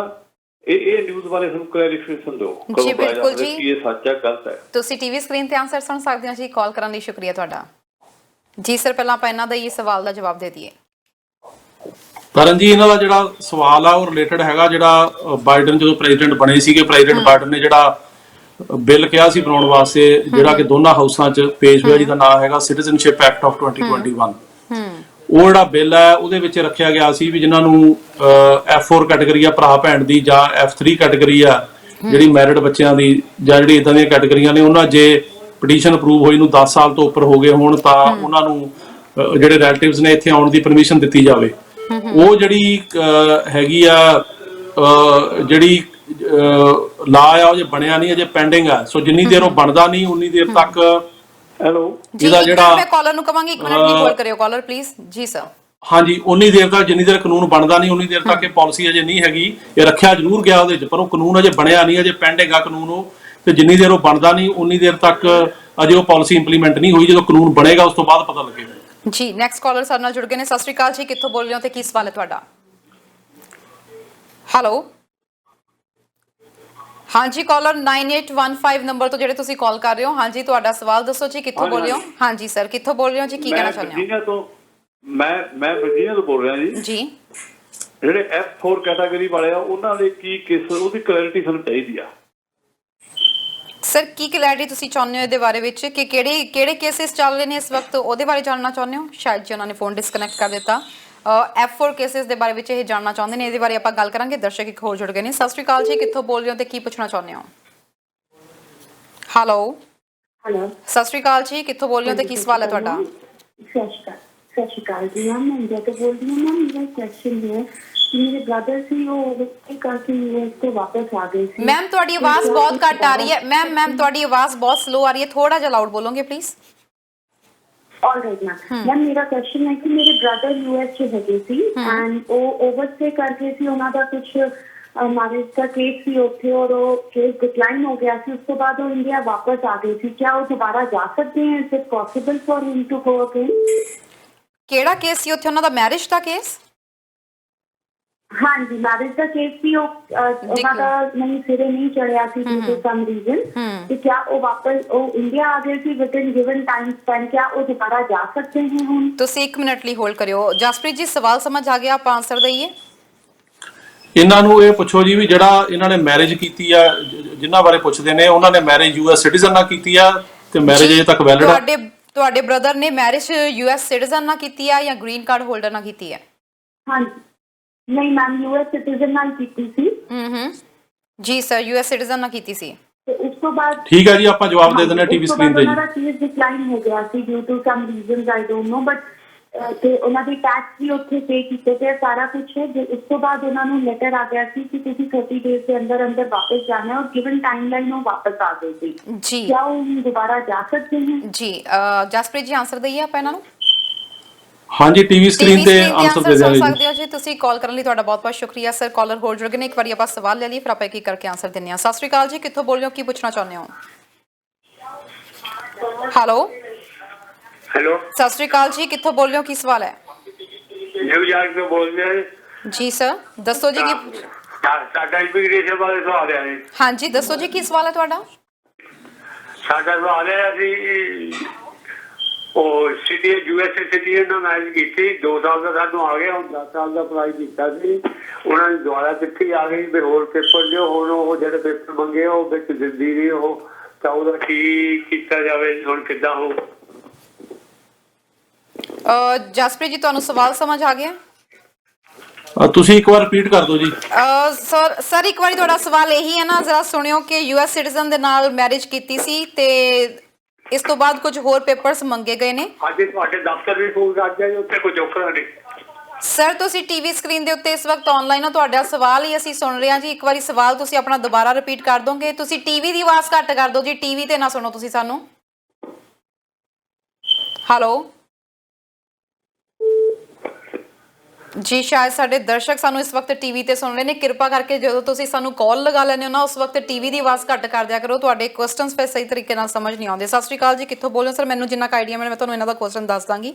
ਨੈਕਸਟ ਕਾਲਰ ਜੁੜ ਗਏ ਨੇ। ਸਤਿ ਸ਼੍ਰੀ ਅਕਾਲ ਜੀ। ਹਾਂਜੀ, ਸਤਿ ਸ਼੍ਰੀ ਅਕਾਲ। ਫਰੀਮੌਂਟ ਤੋਂ ਬੋਲਦਾ ਜੀ ਮੈਂ। ਆਪਣਾ 98-99 ਦਾ ਮੇਰਾ ਕੇਸ ਪਾਸ ਹੋਇਆ ਸੀ ਸਾਲਨ ਦਾ, ਤੇ ਉਸ ਤੋਂ ਬਾਅਦ ਫਿਰ ਮੈਂ 2001 ਚ ਅਪਲਾਈ ਕਰਤਾ ਸੀ ਗ੍ਰੀਨ ਕਾਰਡ ਤੇ। ਉਸ ਤੋਂ ਸਿੱਖ ਵਾਲੇ ਕੇਸ ਚ ਫਿਰ ਉਹਨਾਂ ਨੇ ਮੇਰਾ ਫਰੀਜ਼ ਕਰਤਾ 7 ਸਾਲ। ਤੇ 2008 ਚ ਮਤਲਬ 2003 ਚ ਮੇਰੀ ਮੈਰਿਜ ਹੋਈ ਸੀ ਵਾਈਫ ਦੇ ਬੇਸ ਤੇ। 8 ਚ ਮੈਂ ਕੰਟਰੀ ਆਊਟ ਕਰਕੇ ਵਾਪਸ ਆਇਆ ਸੀ ਨਾ ਜਰਮਨ ਤੋਂ, I-94 ਮਿਲ ਗਿਆ ਸੀ। ਫਿਰ ਮੇਰਾ 2013 ਚ ਅਪਰੂਵ ਹੋ ਗਿਆ I-30, ਤੇ ਉਹ ਹੁਣ ਉਹਨਾਂ ਰਿਮੂਵਲ ਚ ਪਾਇਆ। ਤੇ ਉਹ ਕੀ ਕਰਨਾ ਚਾਹੀਦਾ? ਕੋਈ ਹੈਗੇ ਆਪਸ਼ਨ ਕਿ ਮਤਲਬ ਆਲਮੋਸਟ 23-24 ਸਾਲ ਹੋ ਗਏ ਕੇਸ ਏਦਾਂ ਲਟਕਾਈ ਜਾਂਦੇ, ਕੋਈ ਉਹਨਾਂ ਨੂੰ ਲੱਭਦਾ ਹੈ ਸੀਗਾ। ਉਹ ਕਹਿੰਦੇ ਤੇਰੀ ਸਟੋਰੀ ਫੈਬਰੀਕੇਟਡ ਸਾਨੂੰ ਲੱਗਦੀ ਹੈ ਜੀ, ਇਹ ਉਹ, ਤੇ ਉਹਦਾ ਕੋਈ ਹੱਲ ਹੋ ਸਕਦਾ? 1 ਮਿੰਟ ਲਈ ਤੁਸੀਂ ਹੋਲਡ ਕਰਿਓ। ਜਸਪ੍ਰੀਤ ਜੀ, ਤੁਹਾਨੂੰ ਸਵਾਲ ਸਮਝ ਆ ਗਿਆ? ਹਾਂਜੀ ਆ ਗਿਆ, ਆਪਾਂ ਟੀਵੀ ਸਕਰੀਨ ਤੇ ਜਵਾਬ ਦੇ ਦਿੰਦੇ ਜੀ। ਟੀਵੀ ਸਕਰੀਨ ਤੇ ਤੁਸੀਂ ਆਨਸਰ ਸੁਣ ਸਕਦੇ ਹੋ ਜੀ। ਕਾਲ ਕਰਨ ਲਈ ਤੁਹਾਡਾ ਬਹੁਤ ਬਹੁਤ ਸ਼ੁਕਰੀਆ। ਨੈਕਸਟ ਕਾਲਰ ਜੁੜ ਗਏ ਨੇ। ਸਤਿ ਸ਼੍ਰੀ ਅਕਾਲ ਜੀ, ਕਿੱਥੋਂ ਬੋਲ ਰਹੇ ਹੋ ਤੇ ਕੀ ਸਵਾਲ ਹੈ? ਮੈਂ ਬਲਵੀਰ ਸਿੰਘ ਬੋਲ ਰਿਹਾ ਜੀ, ਵਰਜੀਨੀਆ ਤੋਂ। ਜੀ ਸਰ। ਮੇਰਾ ਕੁਐਸਚਨ ਇਹ ਹੈ ਜੀ, F4 ਅਪਰੂਵਡ ਕੇਸਿਸ ਨੇ ਜਿਹੜੇ ਉਹ 2010 ਦਾ ਅਪਲਾਈ ਕੀਤਾ, ਉਹਨਾਂ ਦਾ ਕੀ ਫਿਊਚਰ ਆ? ਨਿਊ ਇਮੀਗ੍ਰੇਸ਼ਨ ਲਾ ਕੀ ਕਹਿੰਦਾ ਹੈ? ਨਿਊ ਇਮੀਗ੍ਰੇਸ਼ਨ ਲਾ ਕੀ ਕਹਿੰਦਾ, ਕੀ ਫਿਊਚਰ ਹੈ ਉਹਨਾਂ ਦਾ? ਜੀ ਜੀ ਜਸਪ੍ਰੀਤ ਜੀ, F4 ਠੀਕ ਆ, ਆਪਾਂ ਟੀਵੀ ਸਕਰੀਨ ਤੇ ਜਵਾਬ ਦੇ ਦਾਂਗੇ। ਟੀਵੀ ਸਕਰੀਨ ਤੇ ਆਨਸਰ ਸੁਣ ਸਕਦੇ ਹੋ ਜੀ। ਟੀਵੀ ਸਕਰੀਨ ਤੇ ਸੁਣ ਸਕਦੇ ਹੋ ਜੀ ਆਨਸਰ। ਕਾਲ ਕਰਨ ਲਈ ਸ਼ੁਕਰੀਆ। ਸਤਿ ਸ਼੍ਰੀ ਅਕਾਲ ਜੀ, ਕਿੱਥੋਂ ਬੋਲ ਰਹੇ ਹੋ ਤੇ ਕੀ ਸਵਾਲ ਹੈ ਤੁਹਾਡਾ? ਹਾਂਜੀ ਸਤਿ ਸ੍ਰੀ ਅਕਾਲ ਜੀ, ਅਸੀਂ ਇੱਥੋਂ ਬੋਲਦੇ ਹਾਂ ਸਿਆਟਲ ਤੋਂ, ਵਾਸ਼ਿੰਗਟਨ ਸਟੇਟ। ਅਸੀਂ ਪੁੱਛਣਾ ਚਾਹੁੰਦੇ ਹਾਂ ਕਿ ਮੈਂ ਆਪਣੇ ਬ੍ਰਦਰ ਦੇ 2006 ਦੇ ਵਿੱਚ ਅਪਲਾਈ ਕੀਤਾ, ਦਸੰਬਰ ਦੇ ਵਿੱਚ, ਤੇ ਵੀ ਉਹਨਾਂ ਦਾ ਹਜੇ ਕਦੋਂ ਤੱਕ ਬਣੇਗਾ, ਕੁਛ ਆਈਡੀਆ ਹੈਗਾ? ਜਿਹੜੇ ਲਾਇਰ ਹੈ ਜਸਪ੍ਰੀਤ ਸਿੰਘ ਦੱਸ ਸਕਦੇ? ਤੁਸੀਂ 1 ਮਿੰਟ ਲਈ ਹੋਲਡ ਕਰਿਓ। ਜਸਪ੍ਰੀਤ ਜੀ ਕੁਝ ਪੁੱਛਣਾ ਜਾਂ ਆਨਸਰ ਦਈਏ? ਆਪਾਂ ਆਨਸਰ ਦੇ ਦਿੰਦੇ ਆ ਜੀ। ਟੀਵੀ ਸਕਰੀਨ ਤੇ ਆਨਸਰ ਸੁਣ ਸਕਦੇ ਹੋ ਜੀ। ਕਾਲ ਕਰਨ ਲਈ ਤੁਹਾਡਾ ਸ਼ੁਕਰੀਆ। ਨੈਕਸਟ ਕਾਲਰ ਜੁੜ ਗਏ ਨੇ। ਇਸ ਤੋਂ ਬਾਅਦ ਫਿਰ ਅਸੀਂ ਕੁਝ ਸਮੇਂ ਲਈ ਕਾਲਸ ਹੋਲਡ ਕਰਾਂਗੇ ਤਾਂ ਕਿ ਅਸੀਂ ਜਿਹੜੇ ਆਨਸਰ ਦੇ ਸਕੀਏ। ਸਤਿ ਸ਼੍ਰੀ ਅਕਾਲ ਜੀ, ਕਿੱਥੋਂ ਬੋਲ ਰਹੇ ਹੋ ਤੇ ਕੀ ਸਵਾਲ ਹੈ? ਸਤਿ ਸ਼੍ਰੀ ਅਕਾਲ ਜੀ, ਫੋਨ ਨੰਬਰ 5918 ਪਲੀਜ਼ ਤੁਸੀਂ ਬੋਲੋ ਜੀ, ਕਿੱਥੋਂ ਬੋਲ ਰਹੇ ਹੋ, ਕੀ ਪੁੱਛਣਾ ਚਾਹੁੰਦੇ ਹੋ? ਦਰਸ਼ਕਾਂ ਨੂੰ ਬੇਨਤੀ ਹੈ ਕਿ ਆਪਣੀ ਤੁਸੀਂ ਜਦੋਂ ਸਾਨੂੰ ਕਾਲ ਲਗਾ ਲੈਂਦੇ ਹੋ ਸਿਰਫ ਫੋਨ ਤੇ ਸੁਣਿਆ ਕਰੋ, ਟੀਵੀ ਦੇ ਉੱਤੇ ਆਪਦੀ ਆਵਾਜ਼ ਨਾ ਸੁਣਿਆ ਕਰੋ। ਸਰ ਪਹਿਲਾਂ ਆਪਾਂ ਇੱਕ ਕਰਕੇ ਜਵਾਬ ਦੇਣਾ ਸ਼ੁਰੂ ਕਰੀਏ। ਕਾਲਰ ਦੀ ਕਾਲ ਸੀ ਇੰਡੀਆ ਤੋਂ। ਉਹਨਾਂ ਨੇ ਕਿਹਾ ਸੀ ਉਹਨਾਂ ਦੇ ਬ੍ਰਦਰ ਦਾ US ਦੇ ਵਿੱਚ ਮੈਰਿਜ ਹੋਈ ਸੀ ਸਿਟੀਜ਼ਨ ਦੇ ਨਾਲ, ਤੇ ਉਸ ਤੋਂ ਬਾਅਦ ਓਵਰਸਟੇ ਉੱਥੇ ਉਹਨਾਂ ਨੇ ਨਹੀਂ ਕੀਤਾ ਹੈਗਾ। ਉਹਨਾਂ ਦਾ ਕਿਸੇ ਕਾਰਨ ਕਰਕੇ ਕੇਸ ਡਿਕਲਾਈਨ ਹੋ ਗਿਆ ਸੀ ਤੇ ਉਹ ਵਾਪਸ ਆ ਗਏ ਸੀ ਆਪਦੇ ਟਾਈਮ ਦੇ ਵਿੱਚ। ਕੀ ਉਹ ਵਾਪਸ ਜਾ ਸਕਦੇ ਨੇ? ਇਹ ਡਿਪੈਂਡ ਕਰੂਗਾ ਡਿਕਲਾਈਨ ਕਿਉਂ ਹੋਇਆ ਜੀ ਕੇਸ। ਸੋ ਜੇ ਤਾਂ ਉਹ ਡਿਕਲਾਈਨ ਹੋਣ ਦੀ ਵਜ੍ਹਾ ਇਹ ਹੈਗੀ ਆ ਕਿ ਇਮੀਗ੍ਰੇਸ਼ਨ ਨੂੰ ਇਹ ਡਾਊਟ ਆ ਵੀ ਮੈਰਿਜ ਵੈਲਿਡ ਨਹੀਂ ਸੀ, ਕਿ ਵੀ ਮੈਰਿਜ ਤੇ ਦੀ ਵੈਲਿਡਿਟੀ ਤੇ ਡਾਊਟ ਆ, ਫਿਰ ਸਿਚੁਏਸ਼ਨ ਹੋਰ ਆ। ਪਰ ਜੇ ਡਿਕਲਾਈਨ ਇਸ ਕਰਕੇ ਹੋਇਆ ਕਿ ਉਹਨਾਂ ਦਾ ਪ੍ਰੋਪਰ ਪੇਪਰ ਵਰਕ ਨਹੀਂ ਗਿਆ ਜਾਂ ਜਿਹਨੂੰ ਕਹ ਲਓ ਇੰਟਰਵਿਊ ਦੀ ਡੇਟ ਮਿਸ ਹੋ ਗਈ, ਫਿਰ ਹੋਰ ਆ। ਸੋ ਇਸ ਕਰਕੇ ਜੇ ਸਰਟਨਲੀ ਜਿਹੜਾ US ਸਿਟੀਜ਼ਨ ਉਹਦਾ ਰਾਈਟ ਤਾਂ ਹੈਗਾ ਵੀ ਜੇ ਉਹਦਾ ਸਪਾਊਸ ਇੰਡੀਆ ਜਾਂ ਬਾਹਰ ਚਲ ਗਿਆ ਕੰਟਰੀ ਤੋਂ ਬੁਲਾਉਣ ਦਾ, ਪਰ ਜਿਹੜਾ ਪਹਿਲਾ ਡਿਕਲਾਈਨ ਹੋਇਆ ਉਹ ਕਿਉਂ ਹੋਇਆ, ਉਹਦਾ ਕੀ ਕਾਰਨ ਆ, ਤੇ ਉਹਦੇ ਵਾਸਤੇ ਹੋ ਸਕਦਾ ਇਹਨਾਂ ਨੂੰ 601 ਵੇਵਰ ਕਰਨਾ ਪਵੇ ਉੱਥੇ। ਇਹ ਸਾਰੀ ਇਹਨਾਂ ਦਾ ਪੇਪਰ ਵਰਕ ਦੇਖ ਕੇ ਪਤਾ ਲੱਗ ਸਕਦਾ। ਤੇ ਇਹਨਾਂ ਨੂੰ ਇਹੀ ਬੇਨਤੀ ਆ ਵੀ ਪ੍ਰੋਗਰਾਮ ਤੋਂ ਬਾਅਦ ਮੈਨੂੰ ਫੋਨ ਕਰ ਲੈਣ ਮੇਰੇ ਨੰਬਰ ਤੇ 9179154142 ਹੁਣ ਤੋਂ ਘੰਟੇ ਕੇ ਬਾਅਦ, ਤੇ ਉਹ ਫਿਰ ਸਾਰੀ ਸਿਚੁਏਸ਼ਨ ਦੱਸ ਕੇ ਇਹਨਾਂ ਨੂੰ ਇਹਨਾਂ ਦਾ ਹੱਲ ਦੱਸ ਦਿਆਂਗੇ ਜੀ।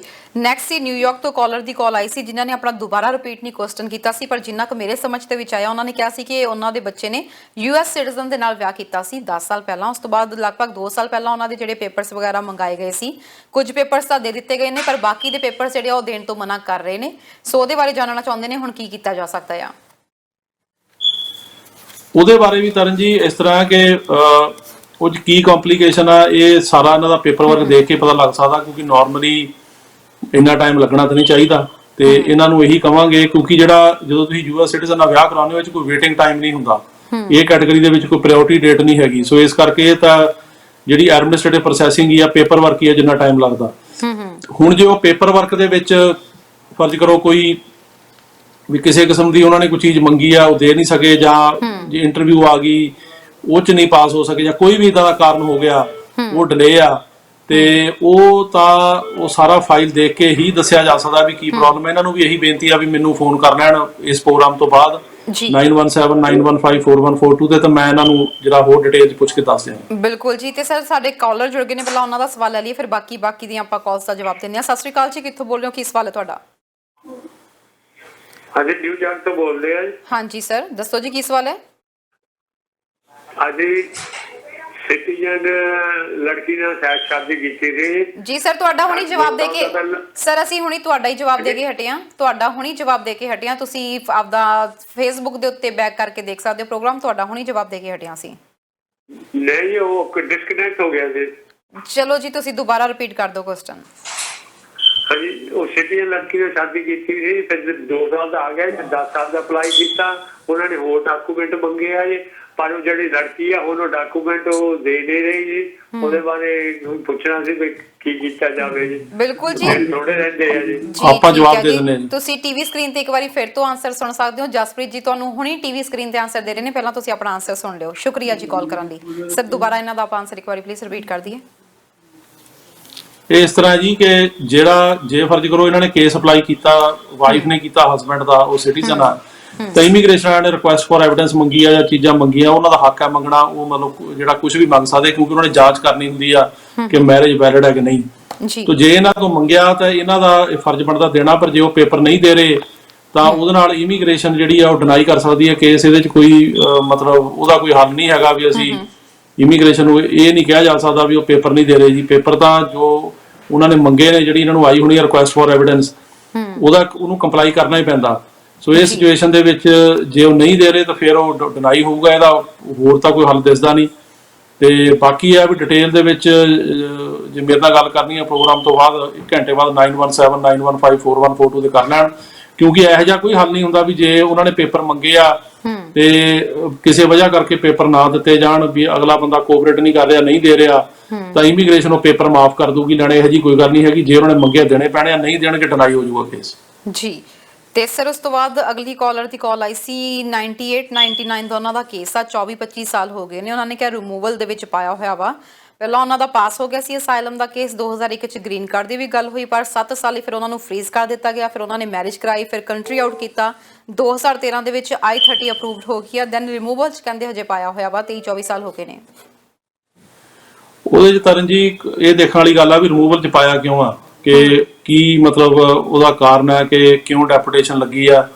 ਤੇ ਜਿਵੇਂ ਇਹਨਾਂ ਦੇ ਲੱਗ ਰਿਹਾ ਗੱਲ ਤੋਂ ਵੀ ਮੈਰਿਜ ਤਾਂ ਵੈਲਿਡ ਆ, I-130 ਪ੍ਰੂਫ ਹੋਈ, ਸਾਰਾ ਕੁਝ ਆ, ਪਰ ਜਿਹੜੀ ਉਹ ਰਿਮੂਵਲ ਲੱਗੀ ਹੈ ਡੈਪੂਟੇਸ਼ਨ, ਉਹ ਕਿਉਂ ਲੱਗੀ ਹੈ, ਕੀ ਕਾਰਨ ਆ, ਉਹਨੂੰ ਐਡਰੈਸ ਕਰਨਾ ਜ਼ਰੂਰੀ ਹੈ। ਜਿੰਨੀ ਦੇਰ ਤੱਕ ਉਹ ਇਸ਼ੂ ਐਡਰੈਸ ਨਹੀਂ ਹੁੰਦਾ ਉਨੀ ਦੇਰ ਤੱਕ ਅੱਗੇ ਜਿਹੜਾ ਮੈਰਿਜ ਵਾਲੇ ਬੇਸ ਤੇ ਗ੍ਰੀਨ ਕਾਰਡ ਨਹੀਂ ਮਿਲ ਸਕਦਾ। ਇਹ ਤਾਂ ਇਹਨਾਂ ਦੀ ਪੂਰੀ ਫਾਈਲ ਪੜ੍ਹ ਕੇ ਹੀ ਪਤਾ ਲੱਗ ਸਕਦਾ ਵੀ ਇਹਦਾ ਕੀ ਹੱਲ ਹੋਊਗਾ, ਕੋਈ ਬਹੁਤ ਪੁਰਾਣਾ ਕੇਸ ਆ। ਤੇ ਇਹ ਤਾਂ ਮੈਨੂੰ ਫੋਨ ਕਰ ਲੈਣ ਜਾਂ ਫਰੀਮਾਉਂਟ ਨੇ ਮੇਰਾ ਦਫ਼ਤਰ ਫਰੀਮਾਉਂਟ ਆ, ਉੱਥੇ ਆ ਕੇ ਮਿਲ ਲੈਣ ਤੇ ਮੈਂ ਇਹਨਾਂ ਦੀ ਫਾਈਲ ਦੇਖ ਕੇ ਦੱਸ ਸਕਦਾ। ਜੀ ਬਿਲਕੁਲ, ਤੁਹਾਡੇ ਨਾਲ ਡਾਇਰੈਕਟਲੀ ਕਾਲ ਕੀਤੀ ਜਾ ਸਕਦੀ ਹੈ ਤਾਂ ਕਿ ਪੂਰਾ ਸਿਨੈਰੀਓ ਪਤਾ ਲੱਗ ਸਕੇ। ਨੈਕਸਟ ਕਾਲਰ ਜੁੜ ਗਏ ਨੇ। ਸਤਿ ਸ਼੍ਰੀ ਅਕਾਲ ਜੀ, ਕਿੱਥੋਂ ਬੋਲ ਰਹੇ ਹੋ ਤੇ ਕੀ ਸਵਾਲ ਹੈ? ਹਾਂਜੀ ਸਤਿ ਸ਼੍ਰੀ ਅਕਾਲ ਜੀ। ਹਾਂਜੀ ਮੈਂ ਲੀਜ਼ਵਰਕ ਤੋਂ ਬੋਲ ਰਹੀ ਹਾਂ, USA ਤੋਂ ਜੀ। ਮੈਂ 16 ਦੇ ਵਿੱਚ ਜੀ ਲੈ ਕੇ ਗਈ ਸੀ 2 ਸਾਲ ਦੀ ਪਰਮਿਸ਼ਨ ਇੰਡੀਆ।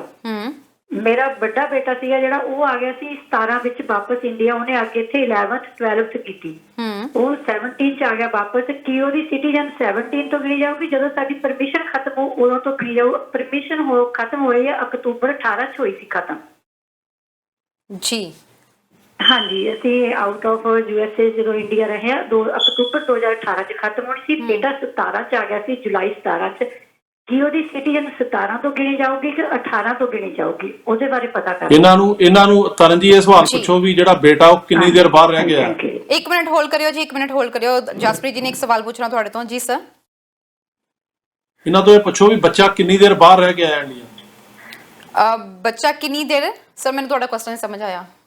ਨਹੀਂ, ਮੈਂ ਕਿਹਾ ਵੀ ਜਿਹੜਾ ਬੱਚਾ ਕਹਿੰਦੇ ਇੰਡੀਆ ਗਿਆ ਸੀ, ਉਹ ਇੰਡੀਆ ਕਿੰਨੀ ਦੇਰ ਰਿਹਾ? ਮੈਮ ਤੁਸੀਂ 1 ਮਿੰਟ ਲਈ ਹੋਲਡ ਕਰਿਓ। ਜਸਪ੍ਰੀਤ ਜੀ ਤੁਸੀਂ ਆਪਣਾ ਸਵਾਲ ਰਿਪੀਟ ਕਰਿਓ। ਹਾਂਜੀ, ਮੈਂ ਇਹ ਪੁੱਛਣਾ ਚਾਹੁੰਦਾ ਤਰਨ ਜੀ ਵੀ ਉਹਦਾ ਬੱਚਾ ਉਹ ਕਿੰਨੀ ਦੇਰ ਵਾਸਤੇ ਬਾਹਰ ਰਿਹਾ, ਯਾਨੀ ਕਿ ਇੰਡੀਆ ਕਿੰਨੀ ਦੇਰ ਰਿਹਾ? ਜੀ ਮੈਮ, ਤੁਹਾਡਾ ਬੱਚਾ ਕਿੰਨੀ ਦੇਰ ਲਈ ਬਾਹਰ ਗਿਆ ਸੀ, ਕਿੰਨੀ ਦੇਰ ਤੱਕ ਬਾਹਰ ਰਿਹਾ? ਮੈਮ ਸਾਡੇ ਕੋਲੇ ਗ੍ਰੀਨ ਕਾਰਡ ਸੀ, ਸਾਨੂੰ ਗ੍ਰੀਨ ਕਾਰਡ ਮਿਲਿਆ ਸੀ 14 ਚ। ਅਸੀਂ 14 ਚ ਵੀ ਆਏ, 15 ਚ ਆਏ, ਚਲੇ ਜਾਂਦੇ ਸੀ, ਪਰ 16 ਚ ਅਸੀਂ ਆਏ ਤੇ ਫਿਰ ਅਸੀਂ ਇੱਥੇ 1.5 ਮਹੀਨਾ ਰਹਿ ਕੇ 2 ਸਾਲ ਦੀ ਪਰਮਿਸ਼ਨ ਲੈ ਕੇ ਵਾਪਸ ਚਲੇ ਗਏ 18 ਤੱਕ ਦੀ। ਜੀ। ਬੇਟਾ ਮੇਰਾ 17 ਚ ਵਾਪਸ ਆ ਗਿਆ, ਜੁਲਾਈ 17 ਚ। ਤੇ ਮੈਂ ਮੇਰੇ ਹਸਬੈਂਡ ਤੇ ਮੇਰਾ ਛੋਟਾ ਬੇਟਾ ਅਸੀਂ 18 ਚ ਵਾਪਸ ਆਇਆ ਅਕਤੂਬਰ ਚ। ਜੀ। ਬੇਟੇ ਦੀ ਸਿਟੀਜ਼ਨ ਮੈਮ 17 ਤੋਂ ਗਿਣੀ ਜਾਊਗੀ। ਮੈਡਮ ਤੁਹਾਡਾ ਸਵਾਲ ਤਾਂ ਸਮਝ ਆ ਗਿਆ ਸਰ, ਤੁਹਾਨੂੰ ਇੰਨਾ ਪੁੱਛਿਆ ਕਿ ਤੁਹਾਡਾ ਬੇਟਾ ਕਿੰਨੇ ਟਾਈਮ ਸਮਝ ਗਿਆ, ਆਪਾਂ ਜਵਾਬ ਦੇ ਦਿੰਦੇ ਹਾਂ। ਆਪਾਂ ਜਵਾਬ ਦੇ ਦਿੰਦੇ ਹਾਂ। ਆਨਸਰ ਸੁਣ ਸਕਦੇ ਹੋ, ਉਹਨਾਂ ਨੂੰ ਤੁਹਾਡਾ ਸਵਾਲ ਸਮਝ ਆ ਗਿਆ, ਤੁਸੀਂ ਟੀਵੀ ਸਕਰੀਨ ਤੇ ਆਨਸਰ ਸੁਣ ਲਿਓ ਜੀ। ਕਾਲ ਕਰਨ ਲਈ ਸ਼ੁਕਰੀਆ ਮੈਮ ਤੁਹਾਡਾ। ਨੈਕਸਟ ਕਾਲਰ ਜੁੜ ਗਏ ਨੇ। ਸਤਿ ਸ਼੍ਰੀ ਅਕਾਲ ਜੀ, ਕਿੱਥੋਂ ਬੋਲ ਰਹੇ ਹੋ ਤੇ ਕੀ ਸਵਾਲ ਹੈ ਤੁਹਾਡਾ? ਹਾਂਜੀ ਮੈਮ, ਇੰਡੀਆ ਤੋਂ ਬੋਲ ਰਹੇ ਹਾਂ। ਉਹਨੇ ਕੁਐਸਚਨ ਤੁਹਾਡੇ ਤੋਂ ਪਹਿਲੇ ਰੇਜ਼ ਕੀਤਾ ਸੀ, ਸਰ ਨੇ ਉਹਦਾ ਆਨਸਰ ਵੀ ਕੀਤਾ ਸੀ। ਜਿਹੜਾ ਬ੍ਰਦਰ ਦਾ ਡਿਕਲਾਈਨ ਕੇਸ ਹੈਗਾ ਸੀ, ਐਕਚੁਅਲੀ ਅਸੀਂ ਸਰ ਨੂੰ ਕੰਟੈਕਟ ਕਰਨ ਦੀ ਵੀ ਬਹੁਤ ਕੋਸ਼ਿਸ਼ ਕਰ ਰਹੇ ਹਾਂ ਲਾਸਟ ਵੀਕ ਤੋਂ, ਬਟ ਹੋ ਨਹੀਂ ਪਾ ਰਿਹਾ ਸੀ। ਤੇ ਉਹਨਾਂ ਦਾ ਕੁਐਸਚਨ ਇਹ ਸੀ ਮੈਮ ਕਿ ਬਈ ਕਿਸ ਬੇਸਿਸ ਤੇ ਡਿਕਲਾਈਨ ਹੋਇਆ, ਤੇ ਉਹਨਾਂ ਨੇ ਇਹੀ ਰੀਜ਼ਨ ਦਿੱਤਾ ਕਿ ਡਿਕਲਾਈਨ ਦਾ ਪੇਪਰ ਵਰਕ ਵਾਸ ਆਲ ਸੈਟ, ਦੇ find that it's not true. ਜੀ ਠੀਕ ਹੈ ਮੈਮ, ਤੁਸੀਂ ਟੀਵੀ ਸਕਰੀਨ ਤੇ ਆਨਸਰ ਸੁਣ ਸਕਦੇ ਹੋ। ਬਾਕੀ ਜਸਪ੍ਰੀਤ ਜੀ ਦਾ ਫੋਨ ਨੰਬਰ ਜਿਹੜਾ ਅਸੀਂ ਪ੍ਰੋਵਾਈਡ ਕਰਵਾਇਆ ਹੈ 917 915 4142, ਤੁਸੀਂ ਪ੍ਰੋਗਰਾਮ ਖਤਮ ਹੋਣ ਤੋਂ ਬਾਅਦ ਇੱਥੇ ਕਾਲ ਕਰ ਸਕਦੇ ਹੋ। ਹਾਂਜੀ, ਨਹੀਂ ਅਸੀਂ ਵੈਸੇ ਵੀ ਇਹਨਾਂ ਨੂੰ ਕਹੋ ਪ੍ਰੋਗਰਾਮ ਤੋਂ ਬਾਅਦ ਜਦੋਂ ਖਤਮ ਹੋ ਗਿਆ ਨਾ, ਇਸ ਤੋਂ ਬਾਅਦ ਫੋਨ ਕਰਨ, ਬਾਕੀ ਮੈਂ ਜਵਾਬ ਦੇ ਦੇਣਾ TV screen. Cover call after 1 hour I'll be very thankful to him। ਜੀ ਬਿਲਕੁਲ ਮੈਮ, ਤੁਹਾਡਾ ਨੰਬਰ ਜਿਹੜਾ ਆ ਇਹ ਮੈਂ ਨੋਟ ਕਰ ਲਿਆ ਵਾ ਤੇ ਤੁਹਾਡਾ ਨੰਬਰ ਜਿਹੜਾ ਅੱਗੇ ਜਸਪ੍ਰੀਤ ਜੀ ਨੂੰ ਪ੍ਰੋਵਾਈਡ ਕਰਵਾ ਦਿੱਤਾ ਜਾਊਗਾ। ਤੁਹਾਡਾ ਨੰਬਰ 4900 ਹੈ ਨਾ ਮੈਮ? 4900। ਜੀ ਠੀਕ ਹੈ ਜੀ, ਤੁਸੀਂ ਤੁਹਾਡਾ ਨੰਬਰ ਉਹਨਾਂ ਨੂੰ ਪ੍ਰੋਵਾਈਡ ਕਰਵਾ ਦਿੱਤਾ ਜਾਏਗਾ, ਵਧੇਰੇ ਜਾਣਕਾਰੀ ਤੁਸੀਂ ਉਹਨਾਂ ਤੋਂ ਲੈ ਸਕਦੇ ਹੋ। ਸ਼ੁਕਰੀਆ ਜੀ ਕਾਲ ਕਰਨ ਲਈ, ਥੈਂਕ ਯੂ। ਤੇ ਜਸਪ੍ਰੀਤ ਜੀ, ਨੈਕਸਟ ਕੁਐਸਚਨ ਆਪਾਂ ਨੂੰ ਆਇਆ ਸੀ, ਕਾਲਰਸ ਹਜੇ ਸਾਨੂੰ ਕਾਲ ਕਰ ਰਹੇ ਨੇ, ਅਸੀਂ ਮੁਆਫੀ ਚਾਹਾਂਗੇ ਕਿ ਵਿੱਚ ਤੁਹਾਡੀਆਂ ਕਾਲਸ ਨਹੀਂ ਅਟੈਂਡ ਕਰ ਪਾਏ, ਤੁਸੀਂ ਨਾਲ ਦੀ ਨਾਲ ਸਾਨੂੰ ਕਾਲ ਕਰ ਸਕਦੇ ਹੋ। ਸਰ ਉਸ ਤੋਂ ਬਾਅਦ ਕਾਲ ਸੀ ਬਲਵਿੰਦਰ ਸਿੰਘ ਦੀ ਆਈ ਸੀ, F4 ਅਪਰੂਵਲ ਕੇਸਿਸ ਦੇ ਬਾਰੇ ਵਿੱਚ ਜਾਣਨਾ ਚਾਹੁੰਦੇ ਨੇ ਕਿ ਨਵੇਂ ਇਮੀਗ੍ਰੇਸ਼ਨ ਸਿਸਟਮ ਦੇ ਅਕੋਰਡਿੰਗ ਉਹਨਾਂ ਦੇ ਉੱਤੇ ਕਿੰਨਾ ਕੁ ਅਸਰ ਪੈ ਸਕਦਾ ਆ। 2010 ਦਾ ਕੇਸ ਉਹਨਾਂ ਨੇ ਆਪਦਾ ਡਿਸਕਸ ਕਰਨਾ ਚਾਹੁੰਦੇ ਨੇ। F4 ਦੇ ਵਿੱਚ ਤਰਨ ਜੀ 2005 ਚੱਲ ਰਿਹਾ ਜੇ, ਅਜੇ ਟਾਈਮ ਲੱਗ ਰਿਹਾ, 15 ਸਾਲ ਦੀ ਵੇਟ ਆ। ਜਿਵੇਂ ਹੁਣ ਪਿੱਛੇ ਬੈਨ ਤੁਹਾਨੂੰ ਪਤਾ ਸਾਲ ਬਾਅਦ ਖੁੱਲਿਆ, ਫਰਵਰੀ ਚ ਬੈਨ ਖੁੱਲਿਆ, ਹੁਣ 2005 ਚੱਲਦਾ। ਹੁਣ 5 ਤੋਂ ਬਾਅਦ ਤੁਸੀਂ ਹਿਸਾਬ ਲਾ ਲਓ ਵੀ ਕਿੰਨਾ ਟਾਈਮ ਲੱਗੂਗਾ। ਜਿਹੜੇ ਹੁਣ ਕੈਟੇਗਰੀ, ਜਿਵੇਂ ਕਿਸੇ ਨੇ 10 ਚ ਅਪਲਾਈ ਕੀਤਾ, ਉਹਨੂੰ ਅਜੇ ਘੱਟੋ ਘੱਟ ਜੇ ਹੁਣ ਦੇ ਹਿਸਾਬ ਨਾਲ ਦੇਖੀਏ ਤਾਂ 5 ਸਾਲ ਹੋਰ ਲੱਗਣਗੇ। ਥੋੜਾ ਤੇਜ਼ ਹੋ ਗਿਆ, ਸ਼ਾਇਦ ਸਾਲ 2 ਸਾਲ ਘੱਟ ਜਾਣ, ਪਰ ਟਾਈਮ ਲੱਗੇਗਾ। ਬਾਕੀ ਜਿਹੜਾ ਕਈਆਂ ਨੇ ਇੱਕ ਇਹ ਵੀ ਕੁਐਸਚਨ ਪੁੱਛਿਆ ਵੀ ਜਿਹੜਾ ਬਿੱਲ ਰੱਖਿਆ ਸੀਗਾ ਸਿਟੀਜ਼ਨਸ਼ਿਪ ਐਕਟ ਆਫ 2021, ਉਹਦੇ ਵਿੱਚ ਇਹ ਰੱਖਿਆ ਕਿ ਜੀ ਤੁਸੀਂ ਜਿਹੜਾ ਉਹ ਜਿਹੜੇ ਬੰਦੇ ਉੱਥੇ 10 ਸਾਲ ਤੋਂ ਬਾਅਦ ਅਪਰੂਵਲ ਹੋ ਗਿਆ ਟਾਈਮ, ਉਹ ਆ ਸਕਦੇ ਆ, ਉਹ ਚ ਰੱਖਿਆ ਗਿਆ, ਪਰ ਉਹ ਜੇ ਬਿੱਲ ਪਾਸ ਨਹੀਂ ਹੋਇਆ। ਇਸ ਕਰਕੇ ਜਿੰਨੀ ਦੇਰ ਉਹ ਪਾਸ ਨਹੀਂ ਹੁੰਦਾ ਉਨੀ ਦੇਰ ਤੱਕ ਉਹ ਜਿਹੜੀ ਹੈਗੀ ਆ ਮਤਲਬ ਸੁਵਿਧਾ ਨਹੀਂ ਮਿਲੇਗੀ ਵੀ ਉੱਥੋਂ ਹੀ ਵੇਟ ਕਰਨ ਦੀ ਲੋੜ ਨਹੀਂ, ਇੱਥੇ ਆ ਜਾਓ। ਜੇ ਪਾਸ ਹੋ ਗਿਆ ਫਿਰ ਮਿਲ ਸਕਦੀ ਆ। ਫਿਲਹਾਲ 2005 ਚੱਲ ਰਿਹਾ, ਹੁਣ ਇਹ ਕਿੰਨਾ ਕੁ ਤੇਜ਼ ਹੋਊਗਾ ਇਹ ਪਤਾ ਲੱਗੂਗਾ। ਤੇ ਜਿਹਨੇ ਹੁਣ 10 ਚ ਕੀਤਾ ਉਹਨੂੰ ਘੱਟੋ ਘੱਟ 4-5 ਸਾਲ ਅਜੇ ਹੋਰ ਲੱਗਣਗੇ। ਜਿਨ੍ਹਾਂ ਨੇ 10 ਤੋਂ ਬਾਅਦ ਕੀਤਾ ਉਹ ਦੇਖ ਲੈਣ ਆਪਣੇ ਹਿਸਾਬ ਨਾਲ ਵੀ ਕਿੰਨਾ ਟਾਈਮ ਲੱਗੂਗਾ, ਕਿਉਂਕਿ ਅਜੇ 2005 ਚੱਲ ਰਿਹਾ। ਜੀ ਬਿਲਕੁਲ, ਕਿਉਂਕਿ ਅਗਲਾ ਸਵਾਲ ਵੀ ਸਿਆਟਲ ਵਾਲਿਆਂ ਨੇ ਇਹੀ ਕੀਤਾ ਸੀ ਕਿ 2006 ਦਾ ਅਪਲਾਈ ਕੀਤਾ ਹੋਇਆ ਕਿੰਨਾ ਚਿਰ ਲੱਗੇਗਾ। 2006 ਦਾ ਤਰਨ ਜੀ ਅਪਲਾਈ ਕੀਤਾ, 5 ਚੱਲ ਰਿਹਾ, 6 ਨੂੰ ਅਜੇ ਸਾਲ ਲੱਗਣਾ ਚਾਹੀਦਾ ਹੋਰ। ਜੀ ਤੇ ਸਰ ਉਸ ਤੋਂ ਬਾਅਦ ਨਿਊਯਾਰਕ ਤੋਂ ਮੈਮ ਦੀ ਕਾਲ ਆਈ ਸੀ, ਜਿਹੜੇ ਆਪਣੇ ਬੇਟੇ ਦੀ ਸਿਟੀਜ਼ਨ ਦੇ ਬਾਰੇ ਵਿੱਚ ਜਾਣਨਾ ਚਾਹੁੰਦੇ ਸੀ, ਕਦੋਂ ਤੋਂ ਕਾਊਂਟ ਹੋਏਗੀ, 17 ਜਾਂ 18 ਦੇ ਵਿੱਚ। ਉਹਨਾਂ ਦੇ ਬਾਰੇ ਤੁਸੀਂ ਕੀ ਰਿਪਲਾਈ ਕਰਨਾ ਚਾਹੋਗੇ? ਦੇਖੋ ਤਰਨ ਜੀ, ਇਸ ਤਰ੍ਹਾਂ ਆ, ਜਿਹੜਾ ਕਾਨੂੰਨ ਆ ਨਾ ਜੀ ਸਿਟੀਜ਼ਨਸ਼ਿਪ ਦਾ ਅਮਰੀਕਾ ਦਾ, ਉਹ ਇਹ ਹੈਗਾ ਕਿ ਜਦੋਂ ਤੁਹਾਨੂੰ ਗ੍ਰੀਨ ਕਾਰਡ ਮਿਲਦਾ ਉਸ ਤੋਂ ਤੁਸੀਂ 5 ਸਾਲਾਂ ਬਾਅਦ ਸਿਟੀਜ਼ਨਸ਼ਿਪ ਅਪਲਾਈ ਕਰ ਸਕਦੇ ਹੋ। ਜੇ ਕਿਸੇ ਨੇ US ਸਿਟੀਜ਼ਨ ਨਾਲ ਵਿਆਹ ਕਰਾ ਕੇ ਗ੍ਰੀਨ ਕਾਰਡ ਲਿਆ ਤਾਂ ਉਸ ਜਿਹੜਾ ਸਿਟੀਜ਼ਨ ਆ ਉਹਨੂੰ ਵੀ 3 ਸਾਲ ਤੋਂ ਉੱਤੇ ਹੋ ਗਏ ਸਿਟੀਜ਼ਨ ਬਣੇ ਨੂੰ, ਤਾਂ ਫਿਰ 3 ਸਾਲਾਂ ਬਾਅਦ ਇਹਨਾਂ ਦੀ ਕੈਟਾਗਰੀ ਜਿਹੜੀ ਹੈ ਇੱਥੇ ਹੈਗਾ 5 ਸਾਲ, ਤੇ 5 ਸਾਲਾਂ ਬਾਅਦ ਗ੍ਰੀਨ ਕਾਰਡ ਮਿਲਦਾ। ਉਹ 5 ਸਾਲ ਦੇ ਵਿੱਚੋਂ 2.5 ਸਾਲ ਅਮਰੀਕਾ ਦੇ ਵਿੱਚ ਰਹਿਣਾ ਪੈਂਦਾ, ਤੇ ਮਤਲਬ ਅੱਧਾ ਟਾਈਮ ਤੁਹਾਨੂੰ ਰਹਿਣਾ ਪੈਂਦਾ। ਤੁਸੀਂ 6 ਮਹੀਨੇ ਤੋਂ ਵੱਧ ਓਵਰਸਟੇ ਨਹੀਂ ਕਰ ਸਕਦੇ। ਇੱਕ ਵਾਰੀ ਜੇ ਤੁਸੀਂ ਬਾਹਰ ਜਾਂਦੇ ਹੋ ਤਾਂ 6 ਮਹੀਨੇ ਚ ਮੁੜਨਾ ਪੈਂਦਾ, ਤੁਹਾਨੂੰ 2.5 ਸਾਲ ਇੱਥੇ ਰਹਿਣਾ ਪੈਂਦਾ ਘੱਟੋ ਘੱਟ। ਤੇ ਇਹਨਾਂ ਦਾ ਹੁਣ ਜਿਹੜਾ ਬੇਟਾ ਉਹ ਇਹ ਗਿਣ ਲੈਣ ਵੀ ਜਦੋਂ ਅਪਲਾਈ ਕਰਨਾ, ਜਿਵੇਂ ਅੱਜ ਅਪਲਾਈ ਕਰਨਾ 21 ਚ, ਅੱਜ ਤੋਂ ਪਿੱਛੇ ਮਤਲਬ 5 ਸਾਲਾਂ ਚ ਜਾਣ, ਤੇ 5 ਸਾਲਾਂ ਦੇ ਵਿੱਚ ਜੇ ਉਹਨਾਂ ਨੂੰ ਦੇਖਣ ਕਿ 2.5 ਸਾਲ ਇੱਥੇ ਰਿਹਾ ਹੋ ਤਾਂ ਉਹ ਫਿਰ ਮਤਲਬ ਅਪਲਾਈ ਕਰ ਸਕਦੇ ਆ। ਇਹ ਜਿਹੜੀ ਡੇਟ ਤੋਂ ਅਪਲਾਈ ਕਰਨਾ ਉਸ ਤੋਂ ਪਿਛਲੇ 5 ਸਾਲ ਗਿਣੇ ਜਾਣੇ ਆ, ਉਸ ਤੋਂ ਪਹਿਲਾਂ ਦਾ ਨਹੀਂ। ਤੇ 6 ਮਹੀਨੇ ਤੋਂ ਵੱਧ ਉਹ ਟਾਈਮ ਦੇ ਵਿੱਚ ਉਹ ਬਾਹਰ ਨਹੀਂ ਹੋਣਾ ਚਾਹੀਦਾ। ਇਹ ਆ ਲਾ ਬੇਸਿਕਲੀ। ਸੋ ਜੇ ਉਹ 17 ਚ ਆਇਆ ਤਾਂ 5 ਸਾਲ ਜਾ ਕੇ 22 ਚ ਹੋਣੇ ਆ, ਤੇ ਜੇ ਹੁਣ ਤੋਂ ਗਿਣਿਆ ਜਾਊਗਾ ਤਾਂ ਫਿਰ ਉਹ ਜਿਹੜਾ ਜੇ ਹੁਣ ਸਾਲ ਤੋਂ ਵੱਧ ਉੱਪਰ ਇੰਡੀਆ ਰਿਹਾ, ਉਹ ਗੱਲ ਦੀ ਪ੍ਰੋਬਲਮ ਆਊਗੀ।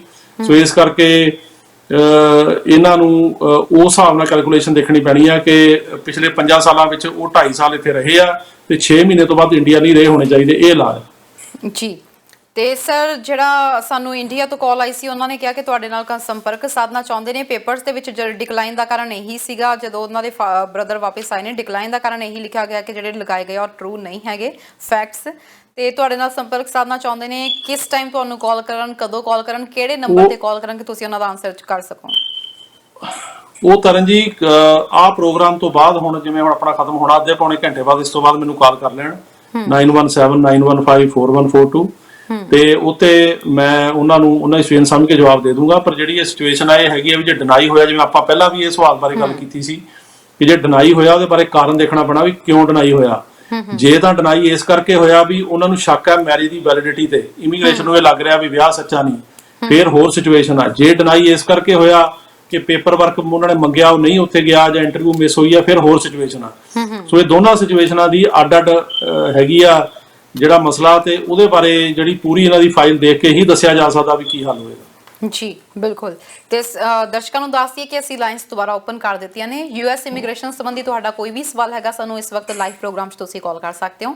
ਤੇ ਸਰ ਅਸੀਂ ਗੱਲਬਾਤ ਕਰ ਰਹੇ ਸੀ, ਤੁਸੀਂ ਦੱਸ ਰਹੇ ਸੀ ਕਿ ਜਿਸ ਤਰੀਕੇ ਨਾਲ 18 ਤੋਂ ਘੱਟ ਉਮਰ ਦੇ ਬੱਚੇ ਜਿਹੜੇ ਇਸ ਵਕਤ ਇਲੀਗਲ ਤਰੀਕੇ ਨਾਲ ਬਾਰਡਰ ਕ੍ਰਾਸ ਕਰ ਰਹੇ ਨੇ, ਉਹਨਾਂ ਨੂੰ ਲੈ ਕੇ ਕਮੇਟੀ ਬਣਾਈ ਗਈ ਹੈ। ਬਾਈਡਨ ਪ੍ਰਸ਼ਾਸਨ ਦੇ ਉੱਤੇ ਇਸ ਵਕਤ ਕਿੰਨਾ ਕੁ ਭਾਰ ਤੁਹਾਨੂੰ ਲੱਗ ਰਿਹਾ, ਕਿਉਂਕਿ ਆਪੋਜੀਸ਼ਨ ਵੀ ਬਾਰ-ਬਾਰ ਇਸ ਚੀਜ਼ ਨੂੰ ਚੱਕ ਰਹੀ ਹੈ ਕਿ ਗੈਰ ਕਾਨੂੰਨੀ ਇਮੀਗ੍ਰੇਸ਼ਨ 'ਚ ਵਾਧਾ ਹੋ ਰਿਹਾ ਹੈ?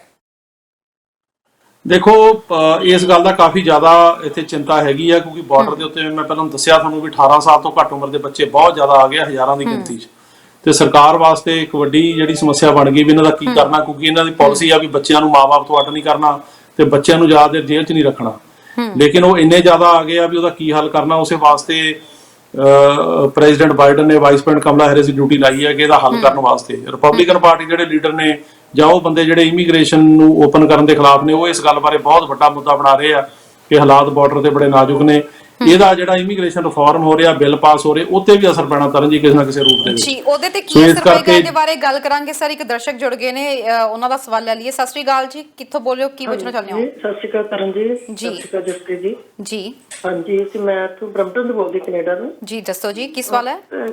ਹਾਂਜੀ, ਇਸ ਤਰ੍ਹਾਂ ਅਸੀਂ ਨਾ ਸੁਪਰ ਵਿਜ਼ਿਟ ਤੇ ਆ ਤੇ ਮੇਰੇ ਬ੍ਰਦਰ ਨੇ ਨਾ ਜੁਲਾਈ 'ਚ ਉਹਨਾਂ ਦੀ ਮੈਰਿਜ ਹੈ, ਮੇਰੀ ਭਤੀਜੀ ਸਿਟੀਜ਼ਨ ਨੇ ਉਹ, ਤੇ ਉਹ ਅਸੀਂ ਇੱਥੋਂ ਜਾ ਸਕਦੇ ਹਾਂ ਜੋ ਸਾਨੂੰ ਬੁਲਾਉਣ ਤੋਂ? ਸਿਟੀਜ਼ਨ ਨੇ, ਤੁਹਾਡੇ ਕਹਿਣ ਦਾ ਮਤਲਬ ਹੈ ਯੂਐਸ ਦੇ ਵਿੱਚ ਸਿਟੀਜ਼ਨ ਨੇ ਤੇ ਮੈਰਿਜ ਦੇ ਉੱਤੇ ਤੁਸੀਂ ਜਾ ਸਕਦੇ ਹੋ ਕਿ ਨਹੀਂ? ਜੀ ਜਸਪ੍ਰੀਤ ਜੀ, ਜਵਾਬ ਦੇਣਾ ਚਾਹੋਗੇ ਤੁਸੀਂ ਇਸ ਸਵਾਲ ਦਾ? ਤੁਹਾਨੂੰ ਕੁਝ ਪੁੱਛਣਾ ਤੁਸੀਂ? ਇਹਨਾਂ ਨੂੰ ਇਹ ਮਤਲਬ ਪੁੱਛੋ ਵੀ ਇਹਨਾਂ ਦਾ ਕੀ ਆਪਣਾ ਕੀ ਸਟੇਟਸ ਹੈ ਇੱਥੇ, ਮਤਲਬ ਕੈਨੇਡਾ 'ਚ ਨੇ ਕਿ ਅਮਰੀਕਾ 'ਚ ਨੇ? ਕੈਨੇਡਾ ਦੇ ਵਿੱਚ ਇਹ ਸੁਪਰ ਵੀਜ਼ਾ ਤੇ ਆਏ ਹੋਏ ਨੇ, ਇਹਨਾਂ ਦੀ ਭਤੀਜੇ ਦੇ ਯੂਐਸ ਸਿਟੀਜ਼ਨ ਨੇ, ਉਹਨਾਂ ਦੀ ਮੈਰਿਜ ਹੈ ਤੇ ਉੱਥੇ ਪੁੱਛਣਾ ਚਾਹੁੰਦੇ ਨੇ ਕਿ ਉਹ ਜਾ ਸਕਦੇ ਨੇ ਕੈਨੇਡਾ ਵਿੱਚ, ਇਹ ਸੁਪਰ ਵੀਜ਼ਾ ਤੇ ਨੇ। ਅੱਛਾ, ਮੈਂ ਸਮਝ ਗਿਆ। ਹਾਂਜੀ, ਆਪਾਂ ਜਵਾਬ ਦੇ ਦਿੰਦੇ ਟੀਵੀ ਸਕਰੀਨ ਦੇ ਆਨਸਰ ਸੁਣ ਸਕਦੇ ਹੋ ਜੀ ਮੈਮ। ਤੁਸੀਂ ਕਾਲ ਕਰਨ ਲਈ ਸ਼ੁਕਰੀਆ ਤੁਹਾਡਾ। ਜੀ ਸਰ, ਜੀ ਸਰ, ਆਪਾਂ ਇਹਨਾਂ ਦਾ ਜਵਾਬ ਦਈਏ। ਹਾਂਜੀ, ਇਸ ਤਰ੍ਹਾਂ ਤਰਨ ਜੀ, ਇਹ ਇਹਨਾਂ ਦਾ ਕੁਐਸਚਨ ਹੈਗਾ ਵਿਜ਼ਟਰ ਵੀਜ਼ੇ ਬਾਰੇ। ਇਹ ਪੁੱਛਣਾ ਚਾਹੁੰਦੇ ਆ ਵੀ ਜਿਵੇਂ ਸੁਪਰ ਵੀਜ਼ੇ ਤੇ ਆਏ ਆ ਵੀ ਅਮਰੀਕਾ ਦੇ ਵਿੱਚ ਇਹਨਾਂ ਦੇ ਰਿਲੇਟਿਵ ਦੀ ਜਿਹੜੀ ਮੈਰਿਜ ਹੈਗੀ ਆ ਤੇ ਚਾਹੁੰਦੇ ਆ ਵੀ ਉੱਥੇ ਮੈਂ ਉਹਨੂੰ ਅਟੈਂਡ ਕਰਨ ਜਾ ਸਕਾਂ। ਸੋ ਬੇਸਿਕਲੀ ਇਹਨਾਂ ਨੂੰ ਵਿਜ਼ਟਰ ਵੀਜ਼ਾ ਲੈਣਾ ਪੈਣਾ। ਸੋ ਵਿਜ਼ਟਰ ਵੀਜ਼ੇ ਦੀ ਸ਼ਰਤ ਹੁੰਦੀ ਆ ਆਮ ਤੌਰ ਤੇ ਅਮਰੀਕਾ ਦੀ ਵੀ ਜਿਹੜੀ ਕੰਟਰੀ ਦਾ ਬੰਦਾ ਸਿਟੀਜ਼ਨ ਆ ਉੱਥੋਂ ਹੀ ਲੈ ਕੇ ਆਵੇ। ਓਕੇ। ਤੇ ਜੇ ਹੁਣ ਅਪਲਾਈ ਕਰਕੇ ਦੇਖ ਲੈਣ ਤੇ ਜੇ ਮਤਲਬ ਹੋ ਸਕਦਾ ਮਿਲ ਜਵੇ, ਜਾਂ ਇਹ ਵੀ ਕਹਿ ਸਕਦੇ ਨੇ ਵੀ ਇੰਡੀਆ ਤੋਂ ਤੁਸੀਂ ਅਪਲਾਈ ਕਰੋ, ਉੱਥੋਂ ਲੈ ਕੇ ਆਓ। ਸੋ ਟਰਾਈ ਕਰਕੇ ਦੇਖ ਸਕਦੇ ਆ, ਪਰ ਕੋਈ ਸ਼ੋਰ ਨਹੀਂ ਵੀ ਮਿਲੇਗਾ। ਜੀ ਠੀਕ ਹੈ ਸਰ। ਤੇ ਵੈਸੇ ਸਰ ਯੂਐਸ ਦੇ ਵਿਜ਼ਟਰ ਵੀਜ਼ਾਸ ਦੀ ਗੱਲ ਕੀਤੀ ਜਾਵੇ ਤਾਂ ਕੀ ਅਪਲਾਈ ਕੀਤਾ ਜਾ ਰਿਹਾ ਅਜੇ? ਇਹਦੀ ਪ੍ਰੋਸੈਸਿੰਗ ਚੱਲ ਰਹੀ ਹੈ ਵਿਜ਼ਟਰ ਵੀਜ਼ਾਸ ਦੀ, ਕਿਉਂਕਿ ਹਜੇ ਅਸੈਂਸ਼ੀਅਲ ਟਰੈਵਲ ਹੀ ਕੀਤਾ ਜਾ ਸਕਦਾ, ਨਾਨ ਅਸੈਂਸ਼ੀਅਲ ਟਰੈਵਲ ਤਾਂ ਅਜੇ ਬੰਦ ਹੈ। ਇਸ ਦੇ ਬਾਵਜੂਦ ਕੀ ਵਿਜ਼ਟਰ ਵੀਜ਼ਾਸ ਦੇ ਪ੍ਰੋਸੈਸ ਹੋ ਰਿਹਾ ਕੇਸਿਸ? ਨਹੀਂ, ਵਿਜ਼ਟਰ ਵੀਜ਼ਾ ਤਾਂ ਤਰਨ ਜੀ ਅਪਲਾਈ ਹੋ ਹੀ ਰਿਹਾ। ਉਹਦੇ ਵਾਸਤੇ ਤਾਂ ਉੱਤੇ ਬੈਨ ਤਾਂ ਜਿਹੜਾ ਪਹਿਲਾਂ ਬੈਨ ਲਾਇਆ ਸੀ ਟਰੰਪ ਨੇ, ਉੱਤੇ ਵੀ ਕੋਈ ਬੈਨ ਨਹੀਂ ਸੀ ਵਿਜ਼ਟਰ ਵੀਜ਼ੇ ਤੇ, ਦੂਜੇ ਵੀਜ਼ਿਆਂ ਤੇ ਸੀਗਾ। ਪਰ ਵਿਜ਼ਟਰ ਵੀਜ਼ਾ ਹੁਣ ਕੋਵਿਡ ਕਰਕੇ ਇਸ ਤਰ੍ਹਾਂ ਕਿ ਮਤਲਬ ਉਹ 'ਚ ਹੁਣ ਐਮਬੈਸੀਆਂ ਜਿਹੜੀਆਂ ਵੀਜ਼ਾ ਇਸ਼ੂ ਕਰਦੀਆਂ ਉੱਥੇ ਇੰਨੀ ਖੁੱਲ੍ਹ ਨਹੀਂ ਹੈਗੀ, ਜਿਵੇਂ ਅੱਗੇ ਵਾਂਗੂ ਇੰਟਰਵਿਊਜ਼ ਨਹੀਂ ਹੋ ਰਹੀਆਂ, ਬੁਲਾ ਨਹੀਂ ਰਹੇ ਉਹ, ਤੇ ਉਹਦੇ ਕਰਕੇ ਉਹ ਜਿਹੜੇ ਐਮਰਜੈਂਸੀ ਬੇਸਿਸ ਤੇ ਹੀ ਕਰ ਰਹੇ ਆ। ਸੋ ਅਪਲਾਈ ਤਾਂ ਕੀਤਾ ਜਾ ਸਕਦਾ, ਪਰ ਅਗਾਂਹ ਉਹ ਇੰਟਰਵਿਊ ਤੇ ਬੁਲਾਉਣਗੇ, ਡੇਟ ਦੇਣਗੇ, ਉਹਨਾਂ ਤੇ ਡਿਪੈਂਡ ਕਰਦਾ। ਸੋ ਅਪਲਾਈ ਕਰਨ ਤੇ ਕੋਈ ਪਾਬੰਦੀ ਨਹੀਂ, ਪਰ ਅੱਗੇ ਇੰਟਰਵਿਊ ਕਦੋਂ ਮਿਲੇਗੀ ਜਾਂ ਇੰਟਰਵਿਊ 'ਚ ਕੀ ਡਿਸੀਜਨ ਹੋਏਗਾ ਇਹਦੇ ਬਾਰੇ ਕੁਝ ਕਿਹਾ ਨਹੀਂ ਜਾ ਸਕਦਾ। ਜੀ, ਅਸੀਂ ਗੱਲ ਕਰ ਰਹੇ ਸੀ ਯੂਐਸ ਦੇ ਵਿੱਚ ਜਿਹੜੇ ਇਸ ਵਕਤ ਗੈਰ ਕਾਨੂੰਨੀ ਇਮੀਗ੍ਰੈਂਟਸ ਜਿਹੜੇ ਆ ਵੱਧਦੀ ਜਾ ਰਹੀ ਹੈ ਗਿਣਤੀ, ਤੇ ਉਹਦੇ ਵਿੱਚ ਜਿਹੜਾ ਤੁਸੀਂ ਦੱਸ ਰਹੇ ਸੀ ਕਿ ਆਪੋਜੀਸ਼ਨ ਵੱਲੋਂ ਇਹਨੂੰ ਲੈ ਕੇ ਕਾਫੀ ਜ਼ਿਆਦਾ ਹੰਗਾਮਾ ਕੀਤਾ ਜਾ ਰਿਹਾ, ਜਿਹਦਾ ਅਸਰ ਸਿੱਧਾ ਇਮੀਗ੍ਰੇਸ਼ਨ ਰਿਫਾਰਮ ਬਿੱਲ ਦੇ ਉੱਤੇ ਪੈਣਾ ਲਾਜ਼ਮੀ ਹੈ। ਸਰ, ਕਿਸ ਤਰੀਕੇ ਦਾ ਅਸਰ ਪੈ ਸਕਦਾ ਹੈ ਇਮੀਗ੍ਰੇਸ਼ਨ ਦੇ ਜਿਹੜੇ ਰਿਫਾਰਮ ਬਿੱਲਸ ਨੇ? ਤਰਨ ਜੀ, ਅਸਰ ਇਹ ਪੈ ਸਕਦਾ ਕਿ ਇਹ ਜਿਹੜੇ ਇਦਾਂ ਦੇ ਬਿੱਲ ਹੁੰਦੇ ਨੇ, ਇਹਨਾਂ ਦੀ ਕੋਸ਼ਿਸ਼ ਹੁੰਦੀ ਹੈ ਐਡਮਿਨਿਸਟ੍ਰੇਸ਼ਨ ਦੀ ਕਿ ਬਾਈ ਪਾਰਟੀਜ਼ਨ ਤੌਰ ਤੇ ਪਾਸ ਹੋਵੇ। ਵੀ ਜਿਵੇਂ ਹੁਣ ਹਾਊਸ ਦੇ ਵਿੱਚ ਵੀ ਜਿਹੜੇ ਬਿੱਲ ਪਾਸ ਹੋਏ, ਆਪਾਂ ਦੋ ਬਿੱਲਾਂ ਦੀ ਗੱਲ ਕਰ ਰਹੇ ਹਾਂ। ਜਿਹੜਾ ਇੱਕ ਬੱਚੇ 18 ਸਾਲ ਤੋਂ ਘੱਟ ਉਮਰ ਦੇ ਆਏ ਉਹਨਾਂ ਦਾ ਪਾਸ ਹੋਇਆ ਪਿੱਛੇ ਜੇ, ਇੱਕ ਜਿਹੜਾ ਐਗਰੀਕਲਚਰ ਵਰਕਰ ਦਾ ਹੋਇਆ, ਉਹਦੇ ਵਿੱਚ ਰਿਪਬਲਿਕਨ ਪਾਰਟੀ ਦੇ ਕੁਝ ਬੰਦੇ ਲੱਗੇ, ਤੇ ਜਿਹੜੇ ਰਿਪਬਲਿਕਨ ਪਾਰਟੀ ਦੇ ਮੈਂਬਰ ਨੇ ਹਾਊਸ ਦੇ, ਉਹਨਾਂ ਨੇ ਚਾਹੇ ਥੋੜੇ ਸੀ ਪਰ ਵੋਟਾਂ ਉਹਦੇ ਹੱਕ 'ਚ ਪਾਈਆਂ। ਸੈਨੇਟ ਦੇ ਵਿੱਚ ਜਿਹੜੀ ਡੈਮੋਕ੍ਰੈਟਿਕ ਪਾਰਟੀ ਦੀ ਮੈਜੋਰਟੀ ਬਹੁਤ ਘੱਟ ਆ, ਉੱਥੇ 50-50 ਦੀ ਹੈਗੀ ਆ ਡਿਵੀਜ਼ਨ, ਤੇ ਵਾਈਸ ਪ੍ਰੈਜ਼ੀਡੈਂਟ ਦੀ ਵੋਟ ਪਾ ਕੇ 51 ਬਣਦੇ ਆ। ਉਹਦੇ ਵਿੱਚ ਇਹਨਾਂ ਨੂੰ ਕੁਝ ਰਿਪਬਲਿਕਨ ਸੈਂਟਰ ਜ਼ਰੂਰ ਚਾਹੀਦੇ ਆ ਇਹਦੇ ਹੱਕ 'ਚ, ਤੇ ਉਹ ਜਿਹੜੇ ਰਿਪਬਲਿਕਨ ਪਾਰਟੀ ਦੇ ਸੈਂਟਰ ਨੇ, ਉਹਨਾਂ ਦਾ ਇੱਕ ਕੰਸਰਨ ਹੈ ਕਿ ਜਿਹੜਾ ਬਾਰਡਰ ਸਿਕਿਉਰ ਹੋਵੇ, ਵੀ ਬਾਰਡਰ ਦੇ ਉੱਤੇ ਇੰਨੇ ਜ਼ਿਆਦਾ ਬੰਦੇ ਨਾ ਆ ਜਾਣ ਵੀ ਅਮਰੀਕਾ ਨੂੰ ਸਾਹਮਣੇ ਔਖੇ ਹੋ ਜਾਣ, ਜਾਂ ਇਹ ਇੰਪ੍ਰੈਸ਼ਨ ਚਲਾ ਜਾਵੇ ਕਿ ਬਾਰਡਰ ਤਾਂ ਜੀ ਖੁੱਲ ਗਿਆ, ਜਿਹੜਾ ਮਰਜ਼ੀ ਆ ਸਕਦਾ। ਸੋ ਉਹਦੇ ਕਰਕੇ ਉਹ ਫਿਰ ਇਸ ਗੱਲ ਨੂੰ ਜਿਹੜਾ ਹੈਗਾ ਉਹ ਇੱਕ ਇਸ਼ੂ ਬਣਾ ਰਹੇ ਨੇ ਕਿ ਪਹਿਲਾਂ ਬਾਰਡਰ ਸਿਕਿਉਰ ਕਰੋ ਤੇ ਫਿਰ ਅਸੀਂ ਇਹ ਕਰਾਂਗੇ। ਸੋ ਇਹ ਜਿਹੜੀ ਬਾਰਡਰ ਦੀ ਪ੍ਰੋਬਲਮ ਹੈ ਡੀਲ ਕਰਨੀ ਹੀ ਪੈਣੀ ਆ ਬਾਈਡਨ ਐਡਮਿਨਿਸਟ੍ਰੇਸ਼ਨ ਨੂੰ, ਤੇ ਫਿਰ ਇਹ ਜਿਹੜੇ ਬਿੱਲ ਮੂਵ ਹੋਣਗੇ। ਪਰ ਇੱਕ ਗੱਲ ਚੰਗੀ ਜ਼ਰੂਰ ਹੋਈ ਆ, ਜਿਵੇਂ ਮੈਂ ਦੱਸ ਕੇ ਹਟਿਆ ਵੀ ਬੁੱਧਵਾਰ ਨੂੰ ਜਿਹੜੇ ਸੈਨੇਟਰ ਨੇ, ਉਹਨਾਂ ਦੇ ਜਿਹੜੇ ਹੈਗੇ ਦੋਨੋਂ ਪਾਰਟੀਆਂ ਦੇ ਸੈਂਟਰਾਂ ਦੇ, ਡੈਮੋਕ੍ਰੈਟਿਕ ਤੇ ਰਿਪਬਲਿਕਨ, ਉਹਨਾਂ ਦੀ ਇੱਕ ਬੜੀ ਅੱਛੀ ਮੀਟਿੰਗ ਹੋਈ ਆ, ਜਿਹਦੇ ਵਿੱਚ ਕਿ ਜਿਹੜੇ ਹੈਗੇ ਆ democratic centre Dick Durbin, Alex ਪਟੇਲਾ, ਤੇ ਉਸ ਤੋਂ ਬਾਅਦ ਮਾਈਕਲ ਬੈਨਟ, ਰਾਬਰਟ ਮਨੈਂਡਸ, ਤੇ ਇਹ ਸੀਗੇ ਤੇ ਉਧਰੋਂ ਰਿਪਬਲਿਕਨ ਪਾਰਟੀ ਦੇ ਜਿਹੜੇ ਹੈਗੇ ਆ ਉਹ ਸੀਗੇ ਸੂਜ਼ਨ ਕੋਲਿਨ, ਲਿੰਡਸੀ ਗ੍ਰੈਮ ਤੇ ਥੌਮ ਟਿਲਿਸ। ਤੇ ਇਹਨਾਂ ਨੇ ਉਹ ਨੇ ਜਿਹੜੇ ਇਮੀਗ੍ਰੇਸ਼ਨ ਦੇ ਕਿਸੇ ਨਾ ਕਿਸੇ ਰੂਪ ਦੇ ਵਿੱਚ ਕੁਝ ਹੱਕ 'ਚ ਹੈਗੇ ਆ। ਤੇ ਇਹਨਾਂ ਨੇ ਗੱਲਬਾਤ ਕੀਤੀ ਆ ਤੇ ਜੇ ਇਹ ਗੱਲਬਾਤ ਅੱਗੇ ਵਧਦੀ ਆ ਤਾਂ ਜਿਹੜੇ ਉਹ ਹਾਊਸ ਨੇ ਬਿੱਲ ਪਾਸ ਕਰਕੇ ਭੇਜੇ ਆ ਉਹਨਾਂ ਤੇ ਕੋਈ ਵਿਚਾਰ ਚਰਚਾ ਕਰਕੇ ਕੋਈ ਸਹਿਮਤੀ ਬਣਾਈ ਜਾ ਸਕਦੀ ਆ ਵੀ ਕਿਸ ਤਰ੍ਹਾਂ ਪਾਸ ਕਰਨੇ ਆ। ਸੋ ਦੇਖਦੇ ਆ ਆਉਣ ਵਾਲੇ ਦਿਨਾਂ ਤੇ ਕਿਵੇਂ ਹੋਏਗਾ। ਪਰ ਜਿਹੜਾ ਜਿਵੇਂ ਤੁਸੀਂ ਪੁੱਛਿਆ ਬਾਰਡਰ ਦਾ ਮਸਲਾ ਇਹ ਬਹੁਤ ਇੰਪੋਰਟੈਂਟ ਆ, ਇਹਦਾ ਕੋਈ ਨਾ ਕੋਈ ਹੱਲ ਬਾਈਡਨ ਐਡਮਿਨਿਸਟ੍ਰੇਸ਼ਨ ਨੂੰ ਕੱਢਣਾ ਪੈਣਾ, ਨਹੀਂ ਤਾਂ ਇਹ ਜਿਹੜੇ ਰਿਫਾਰਮ ਹੈ ਇੱਥੇ ਇਹਦਾ ਅਸਰ ਪੈ ਸਕਦਾ। ਜਿਹੜੇ ਰਿਪਬਲਿਕਨ ਪਾਰਟੀ ਦੇ ਲੀਡਰ ਨੇ ਉਹ ਇਹ ਰਿਫਾਰਮ ਨੂੰ ਰੋਕ ਵੀ ਸਕਦੇ ਆ। ਜੀ ਤੇ ਸਰ ਜਿਵੇਂ ਤੁਸੀਂ ਗੱਲ ਕਰ ਰਹੇ ਹੋ, ਆਪਾਂ ਬਾਈਡਨ ਪ੍ਰਸ਼ਾਸਨ ਦੀ ਗੱਲ ਕਰੀਏ, ਇਹ ਵੀ ਕਿਹਾ ਜਾ ਰਿਹਾ ਕਿ ਇਹ ਜਾਰੀ ਰੱਖਣਗੇ ਟਾਈਟਲ 42 ਜੋ ਕਿ ਟਰੰਪ ਸਮੇਂ ਦੇ ਦੌਰਾਨ ਜਿਹੜੀ ਇਮੀਗ੍ਰੇਸ਼ਨ ਦੀ ਇਹ ਇੱਕ ਪਾਲਿਸੀ ਸੀ, ਪਰ ਇਹਦੇ ਵਿੱਚ ਕੁਝ ਚੇਂਜਸ ਜ਼ਰੂਰ ਸ਼ਾਇਦ ਕਰ ਸਕਦੇ ਨੇ। ਇਹ ਟਾਈਟਲ 42 ਹੀ ਹੈ। ਇਸ ਤਰ੍ਹਾਂ ਤਰਨ ਜੀ ਕਿ ਟਾਈਟਲ 42 ਇੱਕ ਕੋਡ ਆਫ ਫੈਡਰਲ ਰੈਗੂਲੇਸ਼ਨ ਜਿਹੜੇ CFR ਟਾਈਟਲ 42 ਉਹਦਾ ਇੱਕ ਸੈਕਸ਼ਨ ਹੈਗਾ। ਇਹ 'ਚ ਬੇਸਿਕਲੀ ਇਹ ਹੈਗਾ ਕਿ ਜਿਹੜੀ ਪਬਲਿਕ ਹੈਲਥ ਸੇਫਟੀ ਆ, ਕਿ ਜਿਹੜੀ ਕੋਈ ਇਦਾਂ ਦੀ ਚੀਜ਼ ਹੋਵੇ ਜਿਹਦਾ ਲੋਕਾਂ ਦੀ ਹੈਲਥ ਤੇ ਅਸਰ ਪੈ ਸਕਦਾ, ਉਹਦੇ ਕਰਕੇ ਬਾਰਡਰ ਦੀ ਜਿਹੜੀ ਆਵਾਜਾਈ ਰੋਕੀ ਜਾ ਸਕਦੀ ਹੈ। ਸੋ ਟਰੰਪ ਐਡਮਿਨਿਸਟ੍ਰੇਸ਼ਨ ਨੇ ਰੋਕੀ ਕਿ ਇਹ ਕਹਿ ਕੇ ਕਿ ਕਰੋਨਾ ਇੱਥੇ ਫੈਲ ਗਿਆ ਤਾਂ ਉਹਨਾਂ ਨੇ ਜਾਣੀ ਕਿ ਬਾਰਡਰ ਨੂੰ ਕੀਤਾ ਰਿਸਟ੍ਰਿਕਟ। ਜਿਹੜੇ ਬੰਦੇ ਬਾਰਡਰ ਤੋਂ ਲੀਗਲ ਆ ਰਹੇ ਸੀ ਉਹ ਵੀ ਰੋਕੇ, ਜਿਹੜੇ ਇਲੀਗਲ ਜਾਂ ਅਨਡਾਕੂਮੈਂਟਡ ਆ ਰਹੇ ਸੀ ਉਹ ਤਾਂ ਪੂਰੀ ਤਰ੍ਹਾਂ ਰੋਕੇ। ਉਸੇ ਚੀਜ਼ ਨੂੰ ਹੁਣ ਜਿਹੜੀ ਬਾਈਡਨ ਐਡਮਿਨਿਸਟ੍ਰੇਸ਼ਨ ਆ ਇਹ ਵੀ ਯੂਜ਼ ਕਰ ਰਹੀ ਆ ਤੇ ਉਹ ਜਿਹੜੀ ਹੈਗੀ ਧਾਰਾ ਨੂੰ ਯੂਜ਼ ਕਰਕੇ ਬੰਦਿਆਂ ਨੂੰ ਰੋਕ ਰਹੇ ਨੇ। ਹੁਣ ਕਿਉਂਕਿ ਅਫਸਰ ਤਾਂ ਉਹੀ ਲੱਗੇ ਨੇ ਜ਼ਿਆਦਾਤਰ, ਇਹ ਵੀ ਹੁਣ ਖਬਰਾਂ ਆਈਆਂ ਨੇ ਵੀ ਜਿਹੜੇ 18 ਸਾਲ ਤੋਂ ਵੱਧ ਉਮਰ ਦੇ ਆ ਰਹੇ ਨੇ ਉਹਨਾਂ ਨੂੰ ਕਾਫੀਆਂ ਨੂੰ ਕ੍ਰੈਡੀਬਲ ਫੇਅਰ ਇੰਟਰਵਿਊ ਚੋਂ ਫੇਲ ਕੀਤਾ ਜਾ ਰਿਹਾ। ਜਿਵੇਂ ਅੱਗੇ ਪਹਿਲਾਂ ਟਰੰਪ ਵੇਲੇ ਹੁੰਦਾ ਸੀ ਵੀ ਉਹ ਪਹਿਲੀ ਇੰਟਰਵਿਊ ਫੇਅਰ ਕਰਕੇ ਤੇ ਉਹਨਾਂ ਦਾ ਹੱਕ ਨਹੀਂ ਸੀ ਹੁੰਦਾ ਬੌਂਡ ਲਈ ਜਾਂ ਬਾਹਰ ਆਉਣ ਦਾ, ਉਹ ਵੀ ਹੋ ਰਿਹਾ।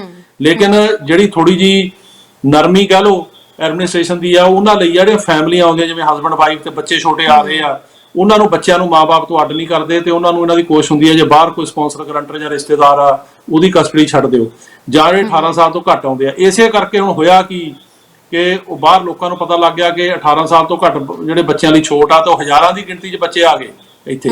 ਪਿੱਛੇ ਦਾ ਇੱਕ ਖਬਰ ਆਈ ਆ ਕਿ ਇੱਕ ਦੋ ਬੱਚੇ ਜਿਹੜੇ ਸੀ ਉਹ ਇੱਕ ਜਿਹੜਾ ਸੀਗਾ ਵੱਡਾ ਦਰਿਆ ਪਾਰ ਕਰਦੇ ਉਹਨਾਂ ਦੀ ਜਿਹੜੀ ਹੈਗੀ ਡੈਥ ਵੀ ਹੋ ਗਈ ਰਸਤੇ 'ਚ। ਸੋ ਇਹ ਬਹੁਤ ਜ਼ਿਆਦਾ ਖਤਰਨਾਕ ਆ। ਮੈਂ ਆਪਣੇ ਪ੍ਰੋਗਰਾਮ ਰਾਹੀਂ ਸਾਰਿਆਂ ਨੂੰ ਬੇਨਤੀ ਕਰਦਾ ਕਿ ਇਸ ਤਰੀਕੇ ਨਾਲ ਅਮਰੀਕਾ ਨਾ ਆਓ, ਕਿਉਂਕਿ ਕਈ ਵਾਰੀ ਜਿਹੜੇ ਏਜੰਟ ਹੁੰਦੇ ਨੇ ਉਹ ਸਹੀ ਪਿਕਚਰ ਨਹੀਂ ਦੱਸਦੇ। ਉਹ ਕਹਿੰਦੇ ਨੇ ਵੀ ਖੁੱਲ ਗਿਆ ਜੀ ਚਲੋ, ਤੇ ਜਿਹੜਾ ਇਹ ਗੈਰ ਕਾਨੂੰਨੀ ਤਰੀਕਾ ਜਿਹਦੇ ਰਾਹੀਂ ਜਿਹੜਾ ਜੋਖਮ ਚੱਕ ਕੇ ਲੋਕ ਇੱਥੇ ਆਉਂਦੇ ਆ ਬਾਰਡਰ ਲੰਘ ਕੇ, ਇਹ ਗਲਤ ਆ। ਇਹ ਤੇ ਬਿਲਕੁਲ ਨਹੀਂ ਆਉਣਾ ਚਾਹੀਦਾ। ਇਹ ਤੇ ਤੁਹਾਡੀ ਜਾਨ ਨੂੰ ਵੀ ਖਤਰਾ, ਤੁਹਾਡੀ ਜਿਹੜੀ ਮਤਲਬ ਹਰ ਕਿਸਮ ਦੀ ਸਿਕਿਉਰਿਟੀ ਨੂੰ ਖਤਰਾ ਆ, ਕਿਉਂਕਿ ਜਿਹੜੇ ਬੰਦੇ ਲੈ ਕੇ ਆਉਂਦੇ ਉਹਨਾਂ ਦਾ ਕੋਈ ਅਕਾਊਂਟੇਬਿਲਟੀ ਨਹੀਂ ਹੁੰਦੀ, ਕੋਈ ਦੀਨਮਾਨ ਨਹੀਂ, ਕੋਈ ਵੀਜ਼ਾ ਨਹੀਂ, ਉਹ ਗੈਂਗਸ ਹੁੰਦੇ ਨੇ ਤੇ ਉਹ ਕਿਸੇ ਕਿਸਮ ਦਾ ਨੁਕਸਾਨ ਪਹੁੰਚਾ ਸਕਦੇ ਆ। ਸੋ ਇਸ ਤਰੀਕੇ ਨਾਲ ਨਹੀਂ ਆਉਣਾ ਚਾਹੀਦਾ, ਹਮੇਸ਼ਾ ਕਾਨੂੰਨੀ ਤਰੀਕੇ ਨਾਲ ਆਓ। ਇਹ ਤਰੀਕਾ ਖਤਰਨਾਕ ਆ ਤੇ ਇਹ ਕੋਈ ਇਦਾਂ ਦੀ ਗੱਲ ਨਹੀਂ ਹੈਗੀ ਵੀ ਬਾਰਡਰ ਖੁੱਲ ਗਿਆ ਜਾਂ ਆਪਣਾ ਜਿਹੜਾ ਮਰਜ਼ੀ ਆ ਸਕਦਾ। ਅੱਜ ਵੀ ਬੰਦੇ ਡਿਪੋਰਟ ਹੋ ਰਹੇ ਨੇ, ਅੱਜ ਵੀ ਬੰਦਿਆਂ ਨੂੰ ਕ੍ਰੈਡੀਬਲ ਫੀਅਰ ਚੋਂ ਫੇਲ ਕੀਤਾ ਜਿਹੜਾ ਜਾ ਰਿਹਾ ਤੇ ਅੱਜ ਵੀ ਬੌਂਡ ਡਰਾਈ ਹੋ ਰਹੇ ਆ। ਸੋ ਇਸ ਕਰਕੇ ਇਹ ਇੰਪ੍ਰੈਸ਼ਨ ਲੈਣਾ ਕਿ ਜੀ ਅਮਰੀਕਾ ਦਾ ਖੁੱਲ ਗਿਆ ਆ ਜਾਓ ਬਾਰਡਰ ਤੇ, ਉਹ ਗੱਲ ਗਲਤ ਹੈਗੀ ਆ। ਉਹਦਾ ਕੀ ਹੁਣ ਪ੍ਰੋਬਲਮ ਉਹਦੀ ਇਹ ਹੋ ਰਹੀ ਹੈ ਨਾਲ ਕਿ ਜਿਹੜਾ ਰਿਫਾਰਮ ਇਮੀਗ੍ਰੇਸ਼ਨ ਦਾ ਜਿਹੜੇ ਬਿੱਲ ਪਾਸ ਹੋਏ ਨੇ ਜਾਂ ਗਾਹ ਹੋ ਰਿਹਾ, ਇਹ ਤੇ ਵੀ ਅਸਰ ਪੈ ਰਿਹਾ। ਸੋ ਇਹਦੇ ਤੇ ਜਿਹੜੀ ਰਿਫਾਰਮ ਦੀ ਗੱਲਬਾਤ ਆ ਉਹ ਪਿੱਛੇ ਪੈਂਦੀ ਜਾ ਰਹੀ ਹੈ ਇਹਦੇ ਕਰਕੇ ਕਿ ਪਹਿਲਾਂ ਇਹਦਾ ਮਸਲਾ ਹੱਲ ਕਰੋ ਬਾਅਦ ਚ ਕਰਾਂਗੇ। ਸੋ ਇਹ ਇਸ ਕਰਕੇ ਸਾਰਿਆਂ ਨੂੰ ਇਹੀ ਆ ਕਿ ਇਹ ਨਾ ਇੰਪ੍ਰੈਸ਼ਨ ਲਓ ਕਿ ਅਮਰੀਕਾ ਦਾ ਬਾਰਡਰ ਖੁੱਲ ਗਿਆ ਜਿਹੜਾ ਮਰਜ਼ੀ ਆ ਸਕਦਾ। ਸਖਤੀ ਅਜੇ ਵੀ ਪੂਰੀ ਆ, ਅਜੇ ਵੀ ਬੰਦੇ ਡਿਪੋਰਟ ਹੋ ਰਹੇ ਆ।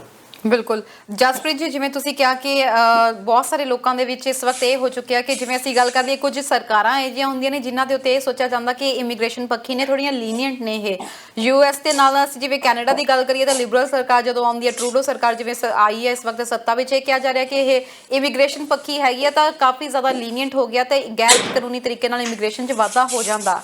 ਇਹੀ ਹਾਲਾਤ ਇਸ ਵਕਤ US ਦੇ ਵਿੱਚ ਬਣੇ ਹੋਏ ਨੇ ਕਿ US ਦੇ ਵਿੱਚ ਜਿਵੇਂ ਟਰੰਪ ਪ੍ਰਸ਼ਾਸਨ ਖਤਮ ਹੋਇਆ ਤੇ ਬਾਈਡਨ ਪ੍ਰਸ਼ਾਸਨ ਸੱਤਾ ਵਿੱਚ ਆ ਰਿਹਾ ਤੇ ਕਿਹਾ ਜਾ ਰਿਹਾ ਕਿ ਇਹ ਇਮੀਗ੍ਰੇਸ਼ਨ ਪੱਖੀ ਪ੍ਰਸ਼ਾਸਨ ਹੈਗਾ ਹੈ ਤੇ ਇਸ ਵਕਤ ਨੀਤੀਆਂ ਇੰਨੀਆਂ ਜ਼ਿਆਦਾ ਸਖਤ ਕਰ ਰਹੇ ਨੇ ਕਿ ਗੈਰ ਕਾਨੂੰਨੀ ਤਰੀਕੇ ਨਾਲ ਉੱਥੇ ਲੋਕਾਂ ਦਾ ਆਉਣਾ ਵੱਧ ਚੁੱਕਿਆ ਵਾ।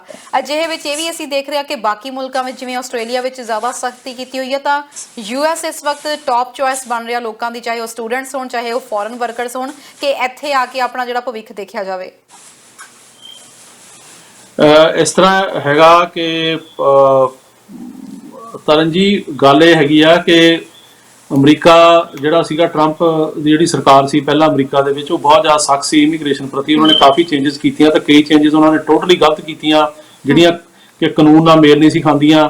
ਤੇ ਉਹਨਾਂ ਨੂੰ ਕੋਰਟਾਂ ਨੇ ਓਵਰਟਰਨ ਵੀ ਕੀਤਾ ਤੇ ਅਸੀਂ ਉਹਦੇ ਖਿਲਾਫ ਵੀ ਗੱਲ ਕਰਦੇ ਰਹੇ ਆ ਵੀ ਉਹ ਗਲਤ ਸੀ। ਲੇਕਿਨ ਅਮਰੀਕਾ ਇੱਕ ਕਾਨੂੰਨ ਦਾ ਮੁਲਕ ਵੀ ਆ। ਸੋ ਇੱਥੇ ਜਿਹੜੀ ਹੁਣ ਬਾਈਡਨ ਐਡਮਿਨਿਸਟ੍ਰੇਸ਼ਨ ਹੈਗੀ ਆ ਉਹਦੇ ਨਾਲੋਂ ਨਰਮ ਆ। ਇਹਨਾਂ ਨੇ ਕਾਫੀ ਕੋਸ਼ਿਸ਼ ਕੀਤੀ ਕਿ ਉਹ ਜਿਹੜੇ ਉਹਨੇ ਰੂਲ ਰੈਗੂਲੇਸ਼ਨ ਬਣਾਏ ਸੀ ਉਹਨਾਂ ਨੂੰ ਚੇਂਜ ਕੀਤਾ ਜਾਵੇ, ਜਿਹੜੀ ਸਖਤੀ ਘੱਟ ਕੀਤੀ ਜਾਵੇ, ਤੇ ਖਾਸ ਕਰਕੇ ਜਿਹੜੇ ਫੈਮਲੀਆਂ ਆਉਂਦੀਆਂ ਬੱਚਿਆਂ ਨੂੰ ਮਾਂ-ਬਾਪ ਤੋਂ ਅੱਡ ਨਾ ਕੀਤਾ ਜਾਵੇ। ਉਹਦੇ ਨਾਲ ਨਾਲ ਜਿਹੜੇ ਇੱਥੇ ਰੂਲਸ ਐਂਡ ਰੈਗੂਲੇਸ਼ਨ ਇਹਨਾਂ ਨੇ ਚੇਂਜ ਕੀਤੇ, H1 ਬਾਰੇ ਕੀਤੇ, ਚਾਹੇ ਬੈਨ ਲਾਇਆ ਇਮੀਗ੍ਰੇਸ਼ਨ ਤੇ ਸਾਰੀਆਂ ਕੈਟੇਗਰੀਆਂ ਤੇ, ਉਹ ਵੀ ਖਤਮ ਕੀਤਾ ਬਾਈਡਨ ਨੇ। ਉਹਦੇ ਨਾਲ ਨਾਲ ਉਹਨਾਂ ਨੇ ਜਿਹੜੇ ਆਪਣੇ ਡਿਪਾਰਟਮੈਂਟਾਂ ਨੂੰ ਵੀ ਕਿਹਾ ਵੀ ਜਿਹੜੇ ਇਹਨਾਂ ਨੇ ਅਨਸੈਸਰੀ ਰੈਗੂਲੇਸ਼ਨ ਬਣਾਏ ਉਹਨਾਂ ਨੂੰ ਰਿਵਰਸ ਕਰੋ, ਤੇ ਡਾਕਾ ਵਾਲਾ ਪ੍ਰੋਗਰਾਮ ਬੱਚਿਆਂ ਦਾ ਰੀਇਨਸਟੇਟ ਕੀਤਾ। ਉਹਦੇ ਨਾਲ ਨਾਲ ਬਿੱਲ ਲੈ ਕੇ ਆਂਦਾ ਵੀ ਬੰਦੇ ਪੱਕੇ ਕਰਨ ਦਾ, ਇੱਥੇ ਜਿਹੜਾ ਕਿ ਹਾਊਸ ਤੇ ਸੈਨੇਟ 'ਚ ਪੇਸ਼ ਹੋਇਆ, ਉਹ ਸਾਰਾ ਕਰ ਰਹੇ ਆ। ਪਰ ਉਹਦੇ ਨਾਲ ਨਾਲ ਇੱਥੇ ਕਾਨੂੰਨ ਆ ਅਮਰੀਕਾ ਦੇ ਵਿੱਚ। ਸੋ ਕੋਈ ਵੀ ਜਿਹੜੀ ਐਡਮਿਨਿਸਟ੍ਰੇਸ਼ਨ ਆ ਉਹ ਕਾਨੂੰਨ ਤੋਂ ਬਾਹਰ ਨਹੀਂ ਜਾ ਸਕਦੀ। ਜਿਹੜਾ ਇਮੀਗ੍ਰੇਸ਼ਨ ਤੇ ਨੈਸ਼ਨੈਲਿਟੀ ਐਕਟ ਬਣਿਆ ਹੋਇਆ ਲਾ ਆ, ਉਹ ਲਾ ਦੇ ਮੁਤਾਬਕ ਹੀ ਵੀਜ਼ੇ ਦਿੱਤੇ ਜਾਂਦੇ ਨੇ। ਉਹ ਲਾ ਦੇ ਮੁਤਾਬਕ ਹੀ ਜਿਹੜੀਆਂ ਕੈਟੇਗਰੀਆਂ ਨੇ ਇਮੀਗ੍ਰੇਸ਼ਨ ਦੇ, ਚਾਹੇ F4 ਕੈਟੇਗਰੀ ਆ, F3 ਕੈਟੇਗਰੀ ਆ, ਜਾਂ US ਸਿਟੀਜ਼ਨ ਜਿਹੜਾ ਵਿਆਹ ਕਰਕੇ ਆਉਂਦਾ ਉਹ ਕੈਟੇਗਰੀ ਆ, ਜਾਂ ਪੋਲੀਟੀਕਲ ਅਸਾਈਲਮ ਦੇ ਕੇਸਾਂ ਦੀ ਵੀ ਕੈਟੇਗਰੀ ਆ, ਉਹ ਕਿਸੇ ਕਾਨੂੰਨ ਦੇ ਅੰਡਰ ਆ।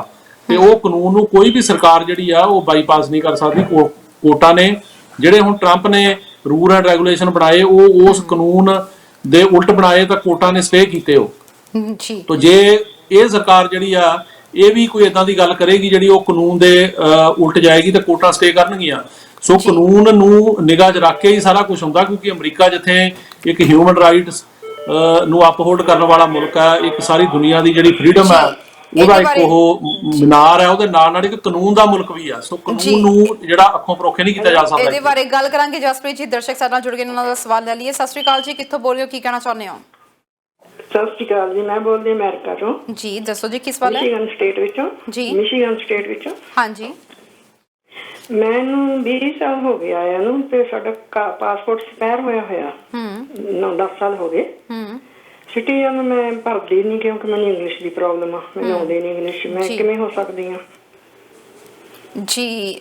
ਤੁਸੀਂ ਪੁੱਛਣਾ ਚਾਹੁੰਦੇ ਹੋ ਤੁਸੀਂ ਸਿਟੀਜ਼ਨ ਕਿੱਦਾਂ ਹੋ ਸਕਦੇ ਹੋ ਪਰ ਇੰਗਲਿਸ਼ ਦਾ ਟੈਸਟ ਨਹੀਂ ਦੇ ਸਕਦੇ?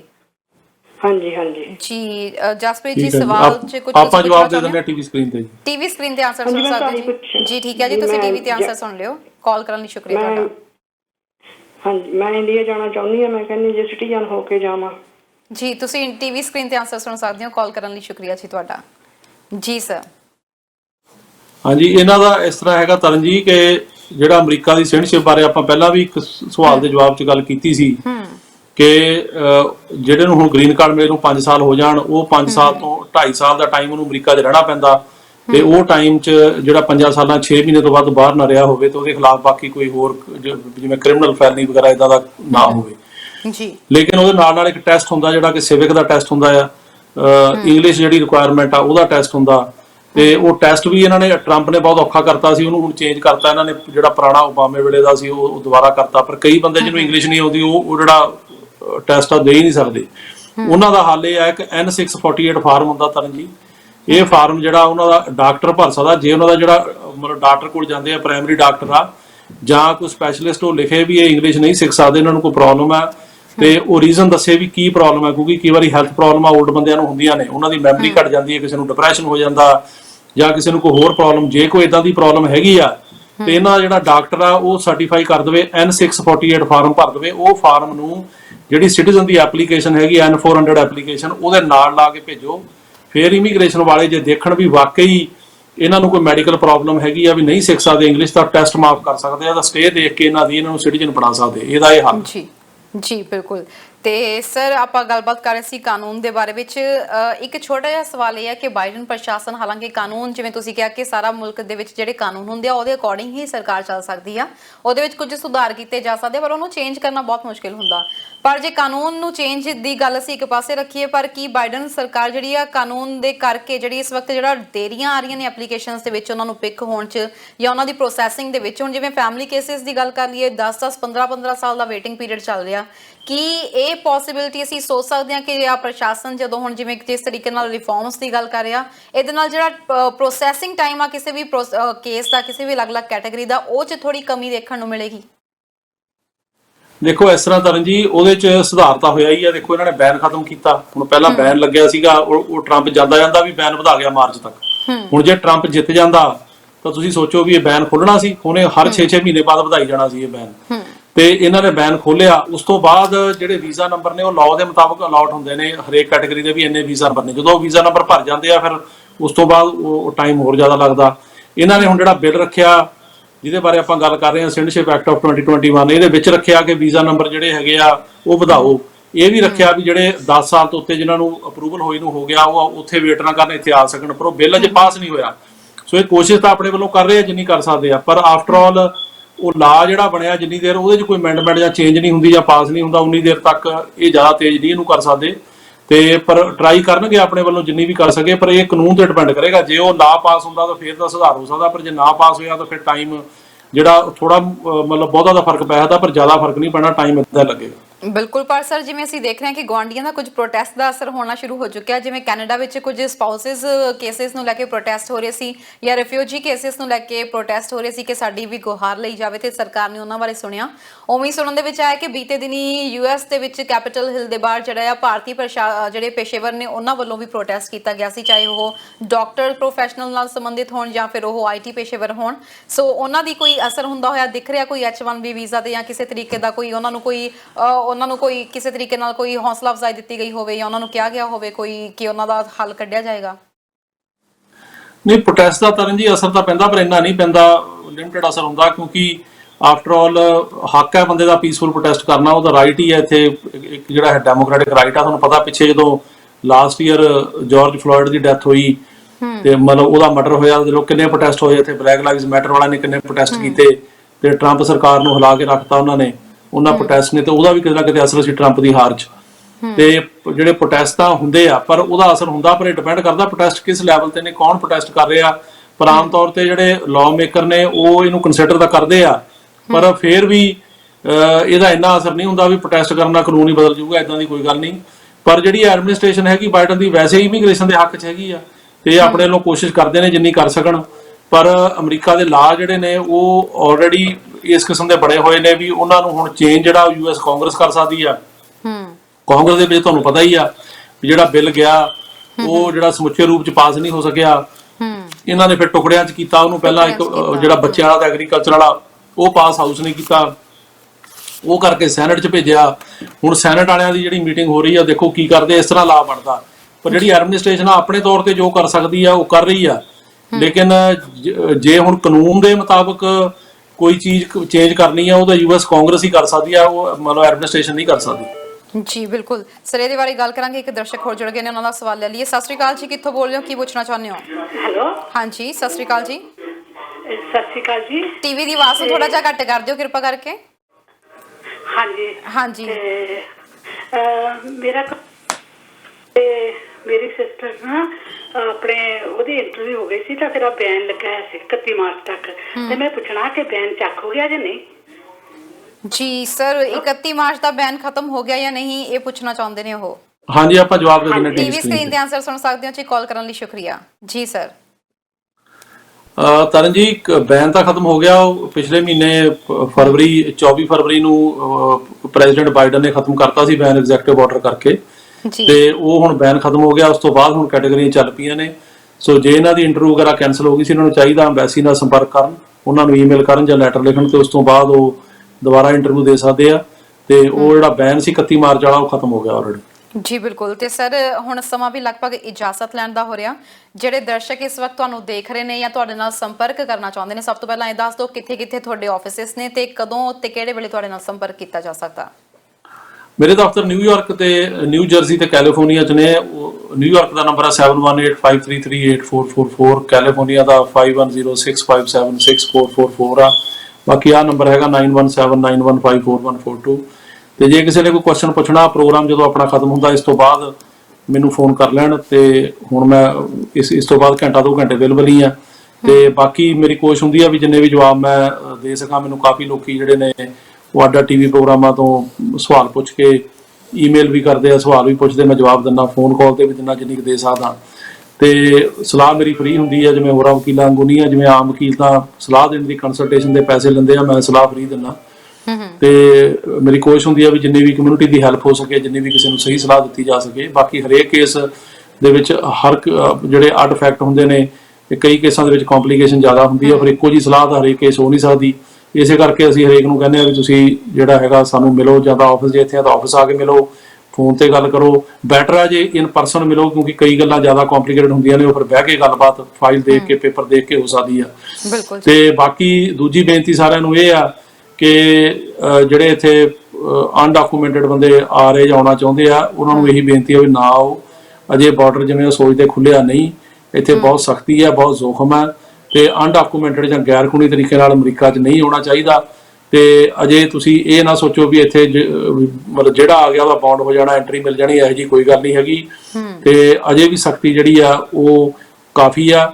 ਪਰ ਇਹ ਆ ਵੀ ਜਿਹੜੇ ਫੈਮਿਲੀ ਨਾਲ ਆਉਂਦੇ ਆ, ਜਿਨ੍ਹਾਂ ਨਾਲ ਬੱਚੇ ਨੇ, ਉਹਨਾਂ ਨੂੰ ਮਤਲਬ ਬੱਚਿਆਂ ਨੂੰ ਮਾਂ-ਬਾਪ ਤੋਂ ਅੱਡ ਨਹੀਂ ਕੀਤਾ ਜਾਂਦਾ, ਉਹਨਾਂ ਵਾਸਤੇ ਨਰਮੀ ਜ਼ਰੂਰ ਆ, ਪਰ ਬਾਕੀਆਂ ਵਾਸਤੇ ਅਜੇ ਵੀ ਸਖਤੀ ਹੈ। ਜੀ ਬਿਲਕੁਲ। ਜਸਪ੍ਰੀਤ ਜੀ ਬਹੁਤ ਬਹੁਤ ਧੰਨਵਾਦ, ਤੁਸੀਂ ਹਮੇਸ਼ਾ ਪ੍ਰੋਗਰਾਮ 'ਚ ਜੁੜਦੇ ਹੋ, ਯੂਐਸ ਇਮੀਗ੍ਰੇਸ਼ਨ ਦੇ ਬਾਰੇ ਵਿੱਚ ਲੇਟੈਸਟ ਇਨਫੋਰਮੇਸ਼ਨ ਦਿੰਦੇ ਹੋ ਤੇ ਸਵਾਲਾਂ ਦੇ ਜਵਾਬ ਵੀ ਦਿੰਦੇ ਹੋ। ਇੱਕ ਬੇਨਤੀ ਹੈ, ਕਾਲਰਸ ਹਮੇਸ਼ਾ ਕਹਿੰਦੇ ਆ ਕਿ ਤੁਹਾਡੇ ਨਾਲ ਸੰਪਰਕ ਕਰਨਾ ਚਾਹੁੰਦੇ ਨੇ, ਪ੍ਰੋਗਰਾਮ ਖਤਮ ਹੋਣ ਤੋਂ ਬਾਅਦ ਕਾਲ ਕਰਦੇ ਨੇ, ਕਿਰਪਾ ਕਰਕੇ ਉਹਨਾਂ ਦਾ ਫੋਨ ਦਾ ਜ਼ਰੂਰ ਰਿਪਲਾਈ ਕਰ ਦਿਆ ਕਰੋ। ਹਾਂਜੀ ਕੋਈ ਗੱਲ ਨਹੀਂ, ਮੈਨੂੰ ਇਸ ਪ੍ਰੋਗਰਾਮ ਤੋਂ ਬਾਅਦ ਘੰਟਾ 2 ਘੰਟੇ ਕਾਲ ਕਰ ਲੈਣ ਤੇ ਉਹ ਮੈਂ ਕਰ ਲੂੰਗਾ। ਬਾਕੀ ਹੁਣ ਜੇ ਕੋਈ ਰਾਤ ਦੇ 12-1 ਵਜੇ ਕਾਲ ਕਰਦਾ ਉਹ ਤਾਂ ਮੁਸ਼ਕਲ ਆ ਕਾਲ ਲੈਣੀ। ਸਾਨੂੰ ਕਾਲਾਂ ਦਾ ਰਾਤ ਦੇ 2-2:30 ਵਜੇ ਤੱਕ ਵੀ 3-3 ਵਜੇ ਤੱਕ ਵੀ ਆਈ ਜਾਂਦੀਆਂ ਨੇ। ਤੇ ਕਾਲਰਾਂ ਨੂੰ ਵੀ ਬੇਨਤੀ ਆ ਵੀ ਜਿਹੜਾ ਕਾਲ ਕਰਨੀ ਆ ਉਹ ਤੁਸੀਂ ਜੇ ਟਾਈਮ ਦੇਖਣਾ ਤਾਂ 7-8 ਵਜੇ ਤੋਂ ਬਾਅਦ ਰਾਤ ਦੇ ਨਾ ਕਾਲ ਕਰੋ। ਹੁਣ 12, 12:30, 1, 2 ਰਾਤ ਦੇ 3 ਵਜੇ ਤੱਕ ਕਾਲਾਂ ਆਉਂਦੀਆਂ, ਉਹ ਟਾਈਮ ਤੇ ਜਿਹੜੀ ਕਾਲ ਅਟੈਂਡ ਕਰਨੀ ਔਖੀ ਆ। ਪਰ ਆਪਣੇ ਵੱਲੋਂ ਕੋਸ਼ਿਸ਼ ਹੁੰਦੀ ਹੈ ਵੀ ਜਿੰਨੀ ਵੀ ਵੱਧ ਤੋਂ ਵੱਧ ਲੋਕਾਂ ਦੀ ਸੇਵਾ ਹੋ ਸਕੀ ਉਹ ਕਰੀਏ, ਫ੍ਰੀ ਜਵਾਬ ਦਿੰਦੇ ਆ। ਇਹਦੇ ਤੇ ਕੋਈ ਜਿਹੜਾ ਹੈਗਾ ਉਹ ਕਿਸੇ ਨੂੰ ਅਸੀਂ ਗੱਲਬਾਤ ਕਰਨ ਦਾ ਚਾਰਜ ਨਹੀਂ ਕਰਦੇ, ਤੇ ਆਪਣੇ ਵੱਲੋਂ ਕੋਸ਼ਿਸ਼ ਹੁੰਦੀ ਵੀ ਜਿੰਨੀ ਵੀ ਸੇਵਾ ਕਰ ਸਕੀਏ। ਬਿਲਕੁਲ ਜੀ, ਬਹੁਤ ਬਹੁਤ ਸ਼ੁਕਰੀਆ ਜਸਪ੍ਰੀਤ ਜੀ, ਸਾਡੇ ਪ੍ਰੋਗਰਾਮ ਨਾਲ ਜੁੜਨ ਲਈ ਸ਼ੁਕਰੀਆ ਤੁਹਾਡਾ। ਠੀਕ ਹੈ। ਸੋ ਦੋਸਤੋ, ਇਹ ਸੀ ਸਾਡੇ ਨਾਲ ਅਟਾਰਨੀ ਐਟ ਲਾ ਮਿਸਟਰ ਜਸਪ੍ਰੀਤ ਸਿੰਘ, ਜਿਨ੍ਹਾਂ ਨੇ ਸਾਨੂੰ ਯੂਐਸ ਇਮੀਗ੍ਰੇਸ਼ਨ ਬਾਰੇ ਵੀ ਜਾਣਕਾਰੀ ਦਿੱਤੀ ਤੇ ਨਾਲ ਹੀ ਤੁਹਾਡੇ ਸਵਾਲਾਂ ਦੇ ਵੀ ਜਵਾਬ ਦਿੱਤੇ। ਕਿਰਪਾ ਕਰਕੇ ਜਦੋਂ ਤੁਸੀਂ ਉਹਨਾਂ ਨੂੰ ਕਾਲ ਕਰਦੇ ਹੋ, ਉਹਨਾਂ ਦਾ ਸਮਾਂ ਜ਼ਰੂਰ ਦੇਖ ਲਿਆ ਕਰੋ ਕਿ ਕੈਲੀਫੋਰਨੀਆ ਦੇ ਵਿੱਚ ਇਸ ਵਕਤ ਸਮਾਂ ਕੀ ਹੋਇਆ। ਸੋ ਉਸ ਸਮੇਂ ਦੇ ਦੌਰਾਨ ਤੁਸੀਂ ਉਹਨਾਂ ਨੂੰ ਕਾਲ ਕਰਿਆ ਕਰੋ। ਫਿਲਹਾਲ ਪ੍ਰੋਗਰਾਮ ਦੇਖਣ ਲਈ ਤੁਹਾਡਾ ਬਹੁਤ ਬਹੁਤ ਧੰਨਵਾਦ। ਅਸੀਂ ਮੁਆਫੀ ਚਾਹਾਂਗੇ, ਕੁਝ ਕਾਲਸ ਅਜੇ ਆ ਰਹੀਆਂ ਸੀ, ਅਸੀਂ ਨਹੀਂ ਲੈ ਸਕੇ। ਤੁਸੀਂ ਹੁਣ ਜਸਪ੍ਰੀਤ ਜੀ ਨੂੰ ਉਹਨਾਂ ਦੇ ਨੰਬਰ 917 915 4142 ਤੇ ਕਾਲ ਕਰ ਸਕਦੇ ਹੋ। ਫਿਲਹਾਲ ਦਿਓ ਇਜਾਜ਼ਤ, ਦੇਖਦੇ ਰਹੋ ਹਮਦਰਦ ਟੀਵੀ। ਸਤਿ ਸ੍ਰੀ ਅਕਾਲ।